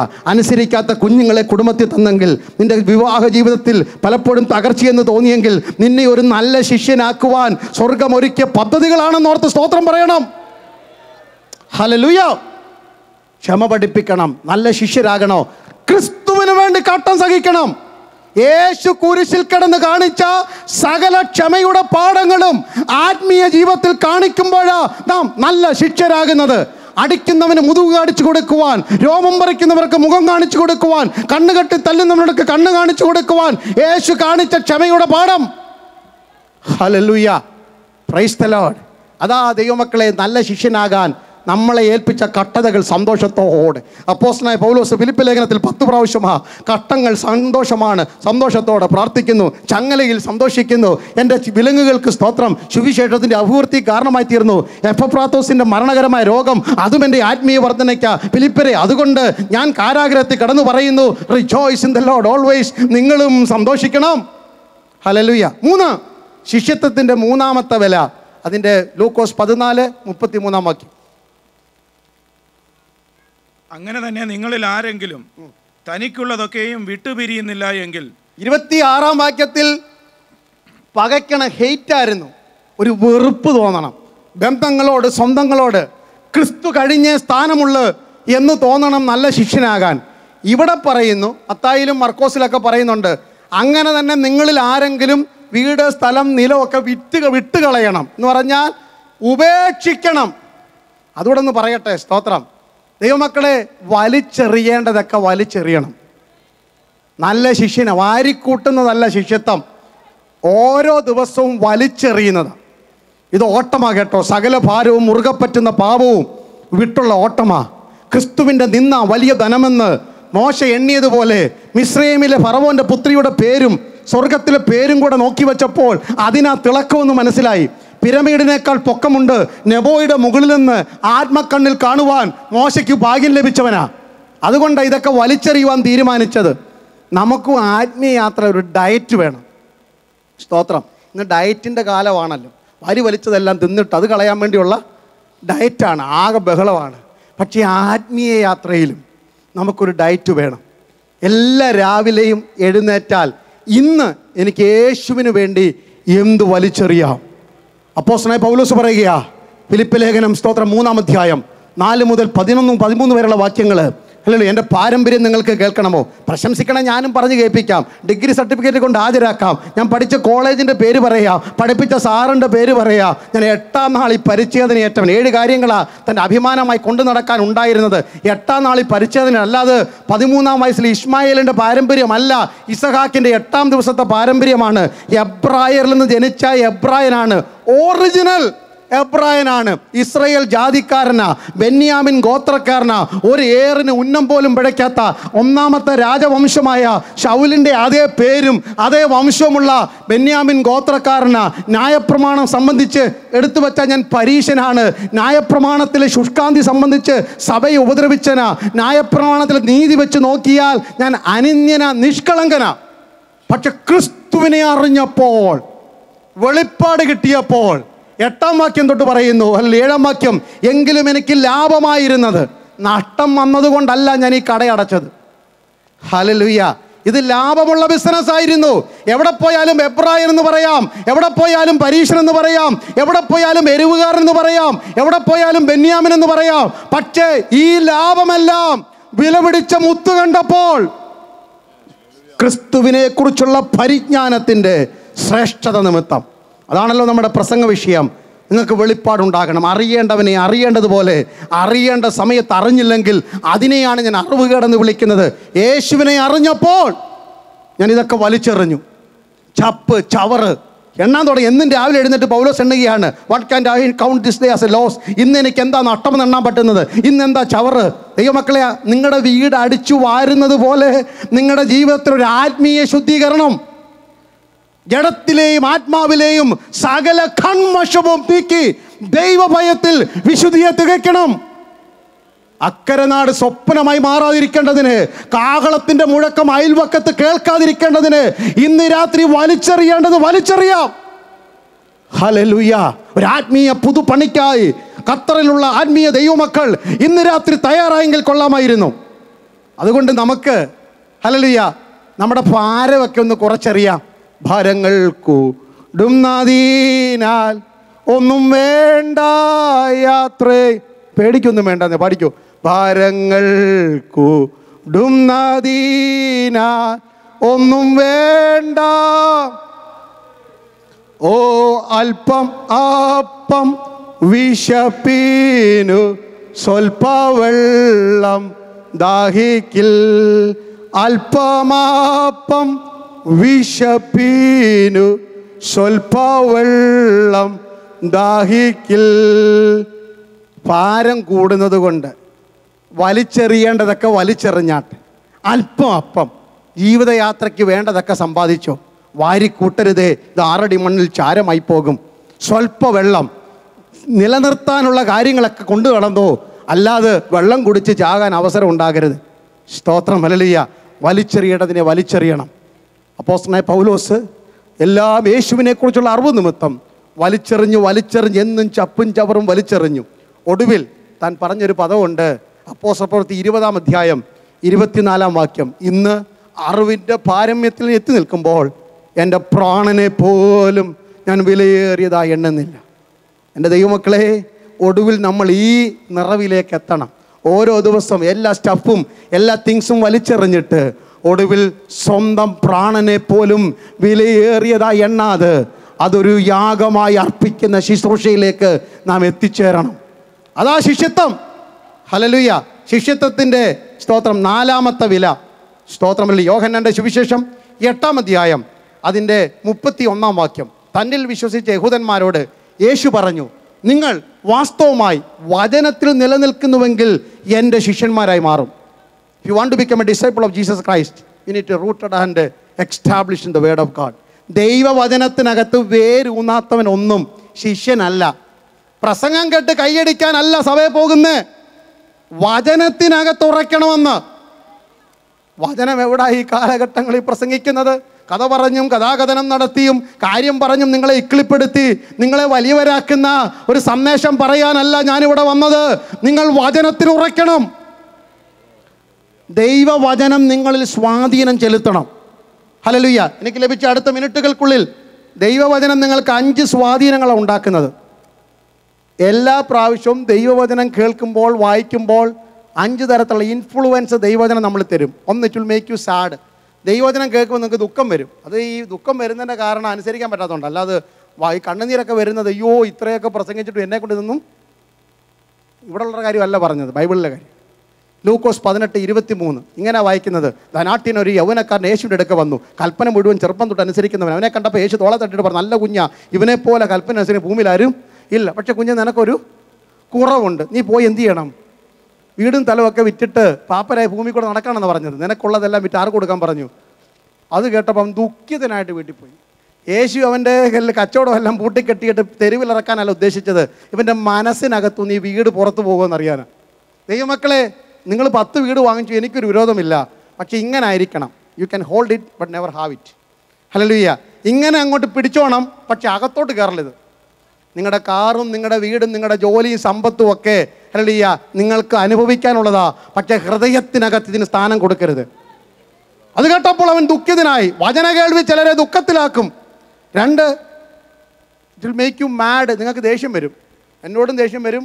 പിന്നെ ബൈബിൾ വലിച്ചെറിയാനൊക്കെ തോന്നിക്കളാം ചിലപ്പോഴൊക്കെ. അങ്ങനെയുള്ള വാക്യങ്ങളൊക്കെ കണ്ടിട്ടില്ലേ? ബൈബിൾ തുറക്കുന്ന ഉടനെ ആഗ്രഹിച്ച് തുറന്നത് ഇന്ന് അനുഗ്രഹമായിരിക്കുന്നു, പക്ഷേ തുറന്നപ്പോഴേ അറിഞ്ഞത് ഇനി ശരിയല്ലെന്ന്. നമുക്ക് എന്തോ വരും? ദൈവമക്കളെ, യാക്കോബ് പറയുക ഇത് കണ്ണാടിയാണെന്ന്. ഇതെന്താണെന്നാണ് പറഞ്ഞത്? ഉറക്കെ പറഞ്ഞാട്ട്. സമയത്തിനാണ് ഞാൻ നിർത്തും, പേടിക്കൊന്നും വേണ്ട. പ്രസംഗം തീരണം. ഇന്നലെ ഞാൻ പറഞ്ഞ കണക്ക് പൗലോസിൻ്റെ കൂട്ട് എനിക്കിപ്പോൾ തീരുമാനം നിർത്തണം നിർവ്വഹമൊന്നുമില്ല. ഈ ബൈബിൾ ഇപ്പോൾ എന്താ? കണ്ണാടി നോക്കാതെ ഇന്ന് ഇവിടെ വന്ന ആരെങ്കിലും ഉണ്ടോ? എത്ര നേരം നോക്കിയെന്ന് പറഞ്ഞു പാസ്റ്റർ, അത് മാത്രം പറഞ്ഞാൽ മതി. എല്ലാവരും എന്ത് ചെയ്യും? വിശേഷാൽ ഈ പക്ഷം എന്നോട് ഇവർക്ക് ഭയങ്കര വിരോധമാണ്. കാരണം അല്പസമയം കൂടുതൽ എന്ത് ചെയ്യും? എന്തിനാണ് നിങ്ങൾ അതിനകത്ത് നിൽക്കുന്നത് ചോദിക്കുക. നിങ്ങൾ എന്തിനാണ് ഈ കണ്ണാടി നോക്കുന്നത്? ആരെങ്കിലും ഒന്ന് പറഞ്ഞാട്ടെന്ന്, ഇവിടെ ഇരിക്കുന്നവരെങ്കിലും പറഞ്ഞാട്ടെ. എന്തിനാണ് ഈ കണ്ണാടി ഇവർ നോക്കുന്നത്, നമ്മൾ നോക്കുന്നത്? എന്തിനാണ് നോക്കുന്നത്? മുഖം നന്നായിരിക്കുന്നു അല്ലേ? നമ്മുടെ കുഴപ്പം എന്താ? എല്ലാവരും നന്നായിരിക്കുവാണല്ലോ. 10-25 വർഷം 50 വർഷം 70 വർഷം ഇനി എന്താ നന്നാവാനാ മുഖം? പിന്നെ എന്തിനാണ് നോക്കുന്നേ? ദൈവമക്കളെ, നമുക്ക് പക്വതയായ ദിവസം തൊട്ട് നമ്മൾ ഈ കണ്ണാടി നോക്കുന്നത് നമ്മുടെ ഹൃദയത്തിനകത്ത് നമ്മളെക്കുറിച്ച് നമുക്കൊരു രൂപമുണ്ട്. എൻ്റെ മുഖം എങ്ങനെ ഇരിക്കണം? ഇങ്ങനെ ഇരിക്കണം. ഈ മൂക്കിന് ഇച്ചിരൂടെ നീളം ഉണ്ടായിരുന്നാൽ കൊള്ളായിരുന്നു. ഈ ചെവി ഇങ്ങനെ അല്ലായിരുന്നെങ്കിൽ നല്ലതായിരുന്നു. നമുക്ക് വലിയ ആഗ്രഹമാണ് ഈ മുടി ഇച്ചിരൂടെ ഒന്ന് കറുത്തിരുന്നാൽ കൊള്ളാം. അതിനാണല്ലോ നമ്മൾ വാരിക്കൂട്ടി എല്ലാം കൂടെ എന്ത് ചെയ്യുന്നത്? നിങ്ങൾ എത്ര whether you die or not you will die. അപ്പം ഇതെല്ലാം കൂടെ നമ്മൾ ഡൈ ഒക്കെ വാരി തേക്കുന്നത്. അങ്ങനെ കണ്ണാടിയുടെ മുമ്പിൽ അരമണിക്കൂർ 3/4 മണിക്കൂർ 1 മണിക്കൂറൊക്കെ ഇരുന്ന് ഏകദേശം നമ്മുടെ മുഖത്തിലുള്ള രൂപത്തോട് കണ്ണാടിയിലെ രൂപം കുഴി നികത്തി കറുപ്പും വെടവും ഒക്കെ അടച്ച് ഒരു പരുവാകുമ്പോഴാണ് പള്ളിയിലും ജോലിക്കും പോകുന്നത്. ശരിയല്ലേ? ശരിയാണ്. അത് തന്നെ ബൈബിളും ചെയ്യുന്നത്. നിങ്ങൾ ബൈബിൾ തുറക്കുമ്പോൾ നിങ്ങളുടെ രൂപം ബൈബിൾ പറയും. നിങ്ങൾ ഇങ്ങനെ ഇരിക്കാനാ സ്വർഗം ആഗ്രഹിച്ചത്, പക്ഷെ അതല്ലല്ലോ ഞാൻ കാണുന്നത്. അത് മാറ്റാൻ വേണ്ടി എന്തു വലിച്ചെറിയാം ഇന്ന് രാവിലെ? കോപം, ക്രോധം, തൊന്നപക്ഷം, അലളിയ, ജീവിതത്തിലെ കയ്പ്, വിദ്വേഷം, ഇതൊക്കെ വലിച്ചെറിഞ്ഞ് കളയുമ്പോൾ നമ്മൾ കണ്ണാടിയിൽ ക്രിസ്തുവിൻ്റെ രൂപം കാണും. വചനം കേൾക്കുമ്പോൾ ദേഷ്യമല്ല വരേണ്ടത്. സ്തേഫാനോസിന്റെ പ്രസംഗം കേൾക്കുമ്പോൾ അപ്പോസ്തലപ്രവൃത്തി 7:54 അവർ കോപപരവശരെ പല്ല് കടിച്ചു. വചന കേൾവി നിങ്ങളെ പല്ല് കടിക്കുന്നവരും കോപമുള്ളവരുമല്ല ആക്കേണ്ടത്, വിനയപ്പെടുത്തണം. 3, it will make you glad. ചിലപ്പോൾ വചനം കേൾക്കുമ്പോൾ നമുക്ക് സന്തോഷം ഉണ്ടാകും. It's not a mere excitement. ഇതൊരു പുറമേയുള്ള എക്സൈറ്റ്മെൻ്റ് ഒന്നും അല്ലെന്നേ, നമുക്ക് കാര്യം പിടികിട്ടി. അപ്പോസ്തലപ്രവൃത്തി 8-ാം അധ്യായം 39-ാം വാക്യം. എത്യോപ്യ രാജ്ഞിയുടെ മന്ത്രിയായ ഷണ്ണൻ, മന്ത്രിയാണ്, സാധാരണ മന്ത്രിയല്ല, ഫൈനാൻസ് മിനിസ്റ്ററാണ്, ധനകാര്യമന്ത്രിയാണ്. ഇവനെ പിടിച്ച് ധനകാര്യമന്ത്രിയാക്കണമെങ്കിൽ നാട്ടിലെ മന്ത്രിയുടെ കൂട്ടൊന്നും അല്ല, നല്ല വിവരമുള്ളതായിട്ടാണ്, കണക്ക് കൂട്ടാൻ അറിയാം. പക്ഷേ ഇവൻ 600 മൈൽ രഥത്തിൽ യാത്ര ചെയ്തിട്ട് എവിടെ വന്നു? യെരുശലേം ദേവാലയത്തിൽ വന്നു. അപ്പോസ്തലപ്രവൃത്തി 8-ാം അധ്യായത്തിലെ സംഭവമാണ്. ദേവാലയത്തിൽ വന്നു. ദേവാലയത്തിൽ വന്നപ്പോൾ അവിടെ ഒരു ബോർഡ് വെച്ചിരിക്കുന്നു. ലേവ്യ പുസ്തകം 19-ാം അധ്യായം 16 തൊട്ട് താഴോട്ട് ഈ വകുപ്പുകാർക്ക് പള്ളി കയറാൻ എന്തില്ല? പ്രവേശനമില്ല. മന്ത്രിയൊക്കെ നാട്ടിൽ പള്ളി കയറണമെങ്കിൽ പ്രമാണമുണ്ട്. Praise the lord. ആർക്കും വന്ന് കളിക്കാവുന്ന സ്ഥലമല്ല ദൈവസഭ. ആർക്കും വന്ന് ഇരുന്നല്ലി കളിക്കാവുന്ന ഭരിക്കാവുന്ന സ്ഥലമല്ല. മന്ത്രി നാട്ടിലാ. ഇവിടെ ഇരിക്കണമെങ്കിൽ അഭിഷിക്തന്മാർ വേണം. ദൈവസഭയ്ക്ക് ദൈവമക്കൾക്കുള്ളതാ. അവിടെ വന്നപ്പോൾ പ്രമാണ പ്രകാരം ഒരു 10-16 രോഗികളുടെ പേരുണ്ട്. ആ കൂട്ടത്തിൽ പെട്ടവനാ. അത് ഞാൻ വിശദമാക്കുന്നില്ല. അകത്ത് കയറാൻ പറ്റിയില്ല. നിങ്ങളാണ് എന്തോ ഇതന്നെ പള്ളിയിലോട്ട് കയറാൻ മന്ത്രി. ഇവിടെ ആണെങ്കിൽ നമ്മുടെയൊക്കെ അമേരിക്കയിലൊക്കെ ആണെങ്കിൽ ഞാൻ നേരത്തെ പറഞ്ഞ സ്തോത്രവും പറയണ്ട, സ്തോത്രാശി ഇടണ്ട, വെൽക്കം എന്ന് പറഞ്ഞ് ബോർഡ് വെച്ചിട്ട് ആൾക്കാർ വരുന്നത്. ഇവനാണെങ്കിൽ ഇപ്പോൾ ഈ അടുത്ത സഭ തുടങ്ങിയേനെ. നമ്മളാണ് എന്ത് ചെയ്തേനെ?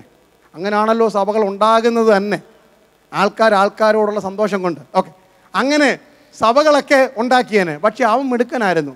കൈ കാശുണ്ടായിരുന്നു ഇഷ്ടമല്ല. ഇന്നത്തെ പോലെ ബൈബിളൊന്നും കിട്ടുന്ന കാലമല്ലല്ലോ. യെശയ്യാ പ്രവാചകൻ്റെ ചുരുൾ കൗണ്ടറി ബുക്ക് സ്റ്റാളിയുണ്ട്. പുള്ളി കയ്യിലെ കാശൊക്കെ കൊടുത്തിട്ട് ചുരുളങ്ങ് വാങ്ങിച്ചു.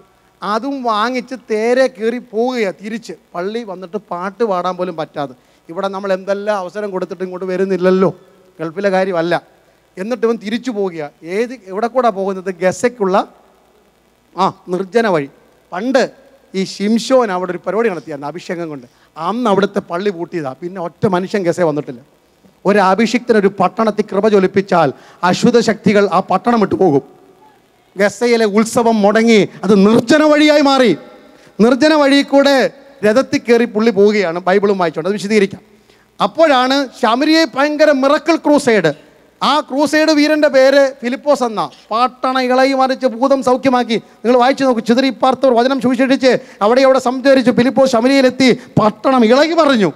ആ വലിയ ക്രൂസൈഡിൻ്റെ നടുവിൽ ദൈവശബ്ദം ചെവിക്കകത്ത്, ബ്രദറെ എഴുന്നേറ്റ് ഗസയ്ക്കുള്ള നിർജ്ജന വഴിയിലേക്ക് പോകാം. ഞാനാണ് പറഞ്ഞത് വെള്ളിയാഴ്ച കഴിഞ്ഞിട്ടേ പോകത്തുള്ളൂ. കാരണം ഇവർ വിളിച്ചു വരുത്തിയല്ലേ, പോകാൻ പറ്റുമോ? വിടുവോ അവരെന്നെ? പക്ഷേ എനിക്കൊരു ദൂത് മനസ്സിലായി. ആലയത്തിൽ ആരാധിക്കാൻ വന്നിട്ട് ആലയത്തിലെ ചിട്ടയും വട്ടവും ആൾക്കാരുടെ നടപ്പും കണ്ടിട്ട് അകത്ത് കയറാൻ പറ്റാതെ മനസ്സ് വേദനിച്ച് ഒരുവൻ രഥത്തിലേറിപ്പോകുമ്പോൾ അവന് വേണ്ടി ഏറ്റവും നല്ല സുവിശേഷകനെ അവൻ്റെ അടുക്കൽ അയക്കുന്ന ദൈവസ്നേഹം. നിങ്ങൾക്ക് പള്ളിയിൽ വേണ്ട അംഗീകാരം കിട്ടിയില്ലെങ്കിലും ആരും നിങ്ങളെ മാനിച്ചില്ലെങ്കിലും നിങ്ങൾക്ക് വേണ്ടി ഏറ്റവും നല്ല ദൂത് തരുന്നൊരു ദൈവമുണ്ട്.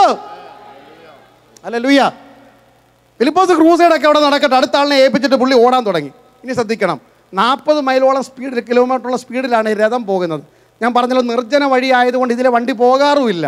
അപ്പം ഈ കല്ലും മുള്ളും നിറഞ്ഞ വഴി, കടകട ശബ്ദം, കുതിരയെ അടിക്കുന്ന, രഥം പൂട്ടുന്നതിൻ്റെ ഒച്ചയുണ്ട്.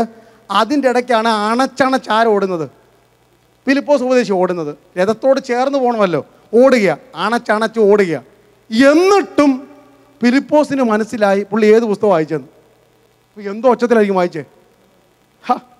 ഈ രഥത്തിനകത്ത് ഇത്രയും ശബ്ദം ഉണ്ടായിട്ട് ഇവൻ വായിക്കുന്ന പുസ്തകം, അധ്യായമൊന്നും അന്നത്തെ കാലത്തില്ല, യെശയ്യാ പ്രവാചകന്റെ പുസ്തകമാണെന്ന് ഫിലിപ്പോസിന് മനസ്സിലാകണമെങ്കിൽ എന്ത് ഉച്ചത്തിലാണ് വായിച്ചത്? ദൈവമക്കളെ, വചനം അഭിമാനത്തോടെ വായിക്കണം, സന്തോഷത്തോടെ വായിക്കണം.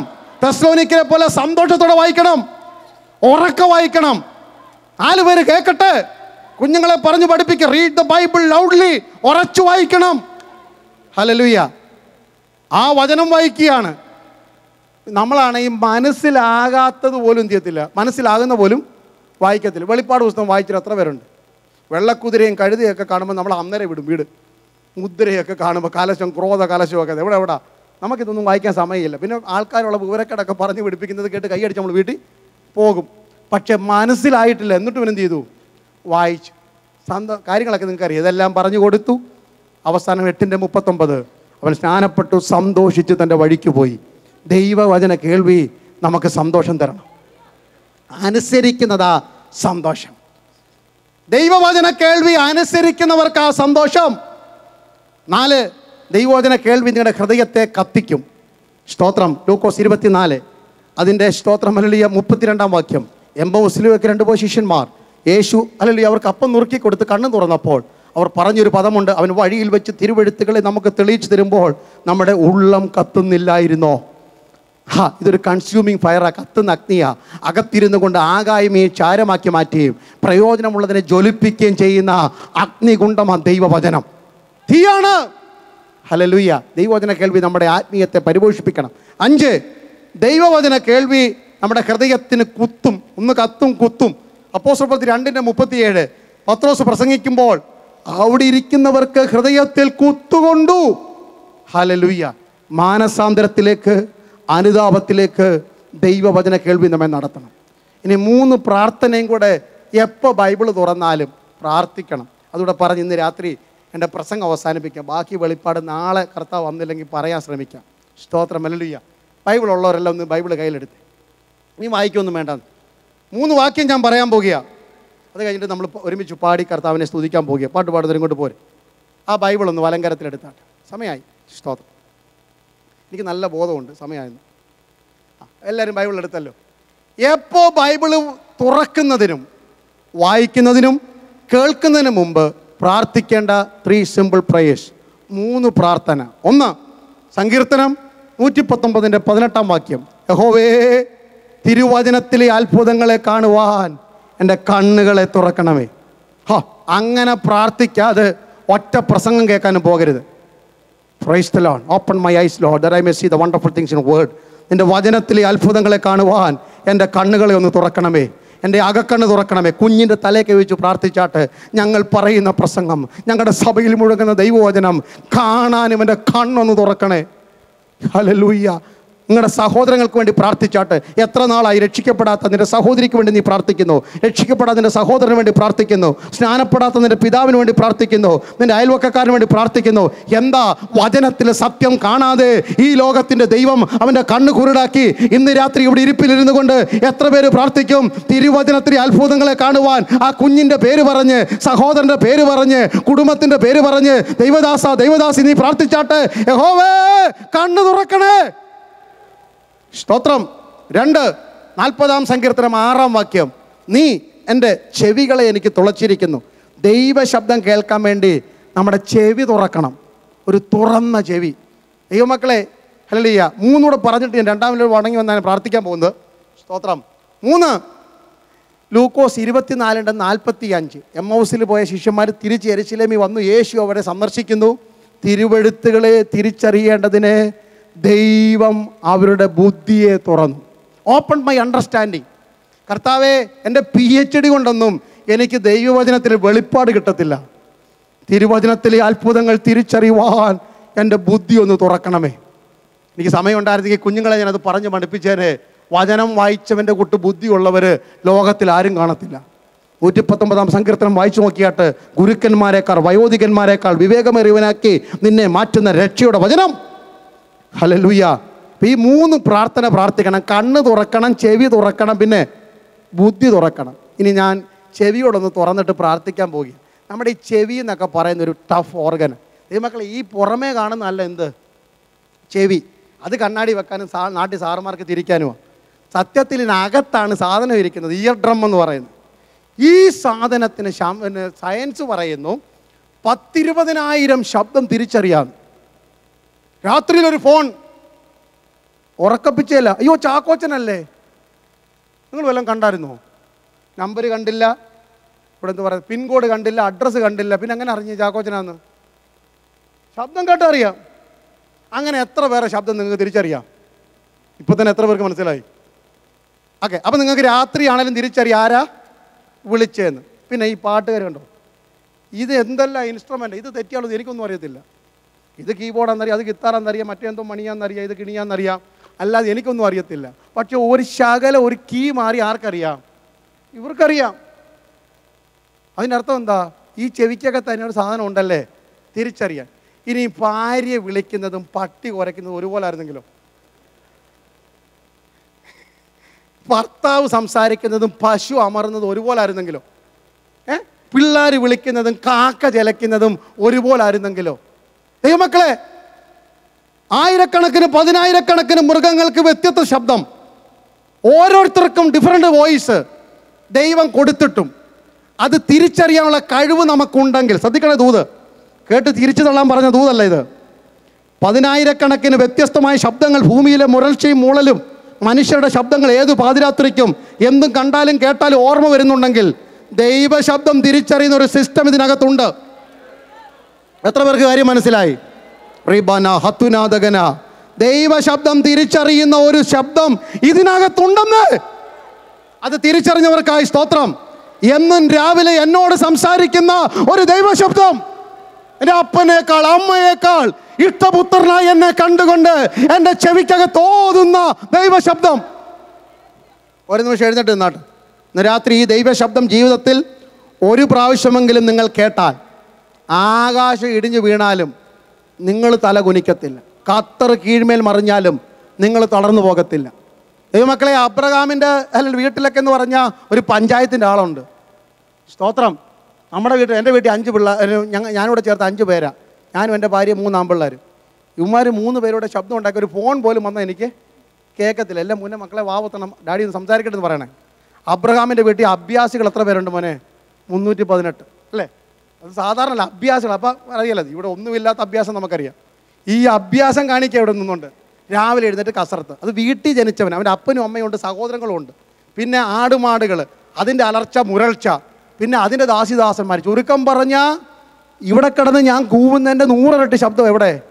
അബ്രഹാമിൻ്റെ വീട്ടിൽ. എന്നിട്ടും അബ്രഹാമെ എന്ന് വിളിച്ചപ്പോൾ അത് കേൾക്കാൻ his years was well tune with God. ദൈവശബ്ദം കേൾക്കണം. ഇന്ന് രാത്രി ഇനി പാടാൻ പോവുകയാണ്. എനിക്കൊരു നല്ല ശിഷ്യനാകണം കർത്താവേ. നിന്നെ കേൾക്കുന്ന ഒരു ചെവി എനിക്ക് വേണം, നിന്നോട് സംസാരിക്കുന്നൊരു അതരം വേണം. നിന്റെ കൈയായി എൻ്റെ കൈ മാറട്ടെ, നിന്റെ കാലായി എൻ്റെ കാല് മാറട്ടെ. അതിന് ഒറ്റ വാക്യത്തിൽ പൗലോസ് ഉത്തരം പറഞ്ഞു, ഇനി ജീവിക്കുന്നത് ഞാനല്ല, ഞാൻ ഇല്ലെന്നല്ല പറഞ്ഞത്. അല്ലല്ല, ഇറ്റ്സ് നോട്ട് ദാറ്റ് ഐ, ഞാനല്ല.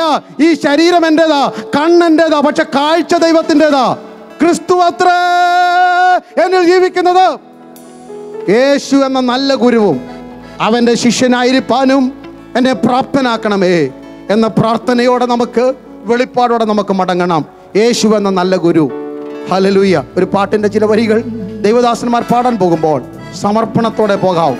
കർത്താവെ, ഞാൻ 50 വർഷമായി, 20 വർഷമായി, 10 വർഷം ഒരു വിശ്വാസിയാ, പക്ഷെ ഒരു നല്ല ശിഷ്യനായി എൻ്റെ സ്വഭാവത്തിന് ക്രിസ്തുവിൻ്റെ രൂപവും ഭാവവും ഇല്ലെങ്കിൽ എൻ്റെ ഭാര്യയോട്, ഭർത്താവിനോട്, കുഞ്ഞുങ്ങളോട്, സഭയോട്, കൂട്ടു സഹോദരനോട്, നാട്ടുകാരോടുള്ള ബന്ധത്തിൽ എനിക്കൊരു സ്വഭാവ രൗവീകരണം ഉണ്ടായിട്ടില്ലെങ്കിൽ ഇന്ന് രാത്രി എന്നെ അടിമുടി കഴുകണമേ, ഉച്ച മുതൽ ഉള്ളങ്കാൽ വരെ എനിക്കൊരു വ്യത്യാസം തരണമേ എന്ന് അലറി വിളിച്ചു പ്രാർത്ഥിപ്പാൻ എത്ര പേര് തയ്യാറാകും? ഇന്ന് രാത്രി കാഹളം ധ്വനിച്ചാൽ സ്വർഗം നിങ്ങളുടെ സ്വത്തായി മാറും. ആത്മാവിൽ ദൂത് പറയുന്നു, ഒരു കല്ലറയ്ക്ക് നിങ്ങളെ പിടിച്ചു വെക്കാൻ കഴിയാതെ, ഒരു മണ്ണിനും അവകാശം പറയാൻ കഴിയാത്ത ആത്മാവിൻ്റെ ഉടമകളായി നിങ്ങൾ മാറും. അതിനായി ദൈവം നിങ്ങളെ സഹായിക്കട്ടെ. ആത്മാവിൽ പാടി കർത്താവിനെ സ്തുതിക്കാം.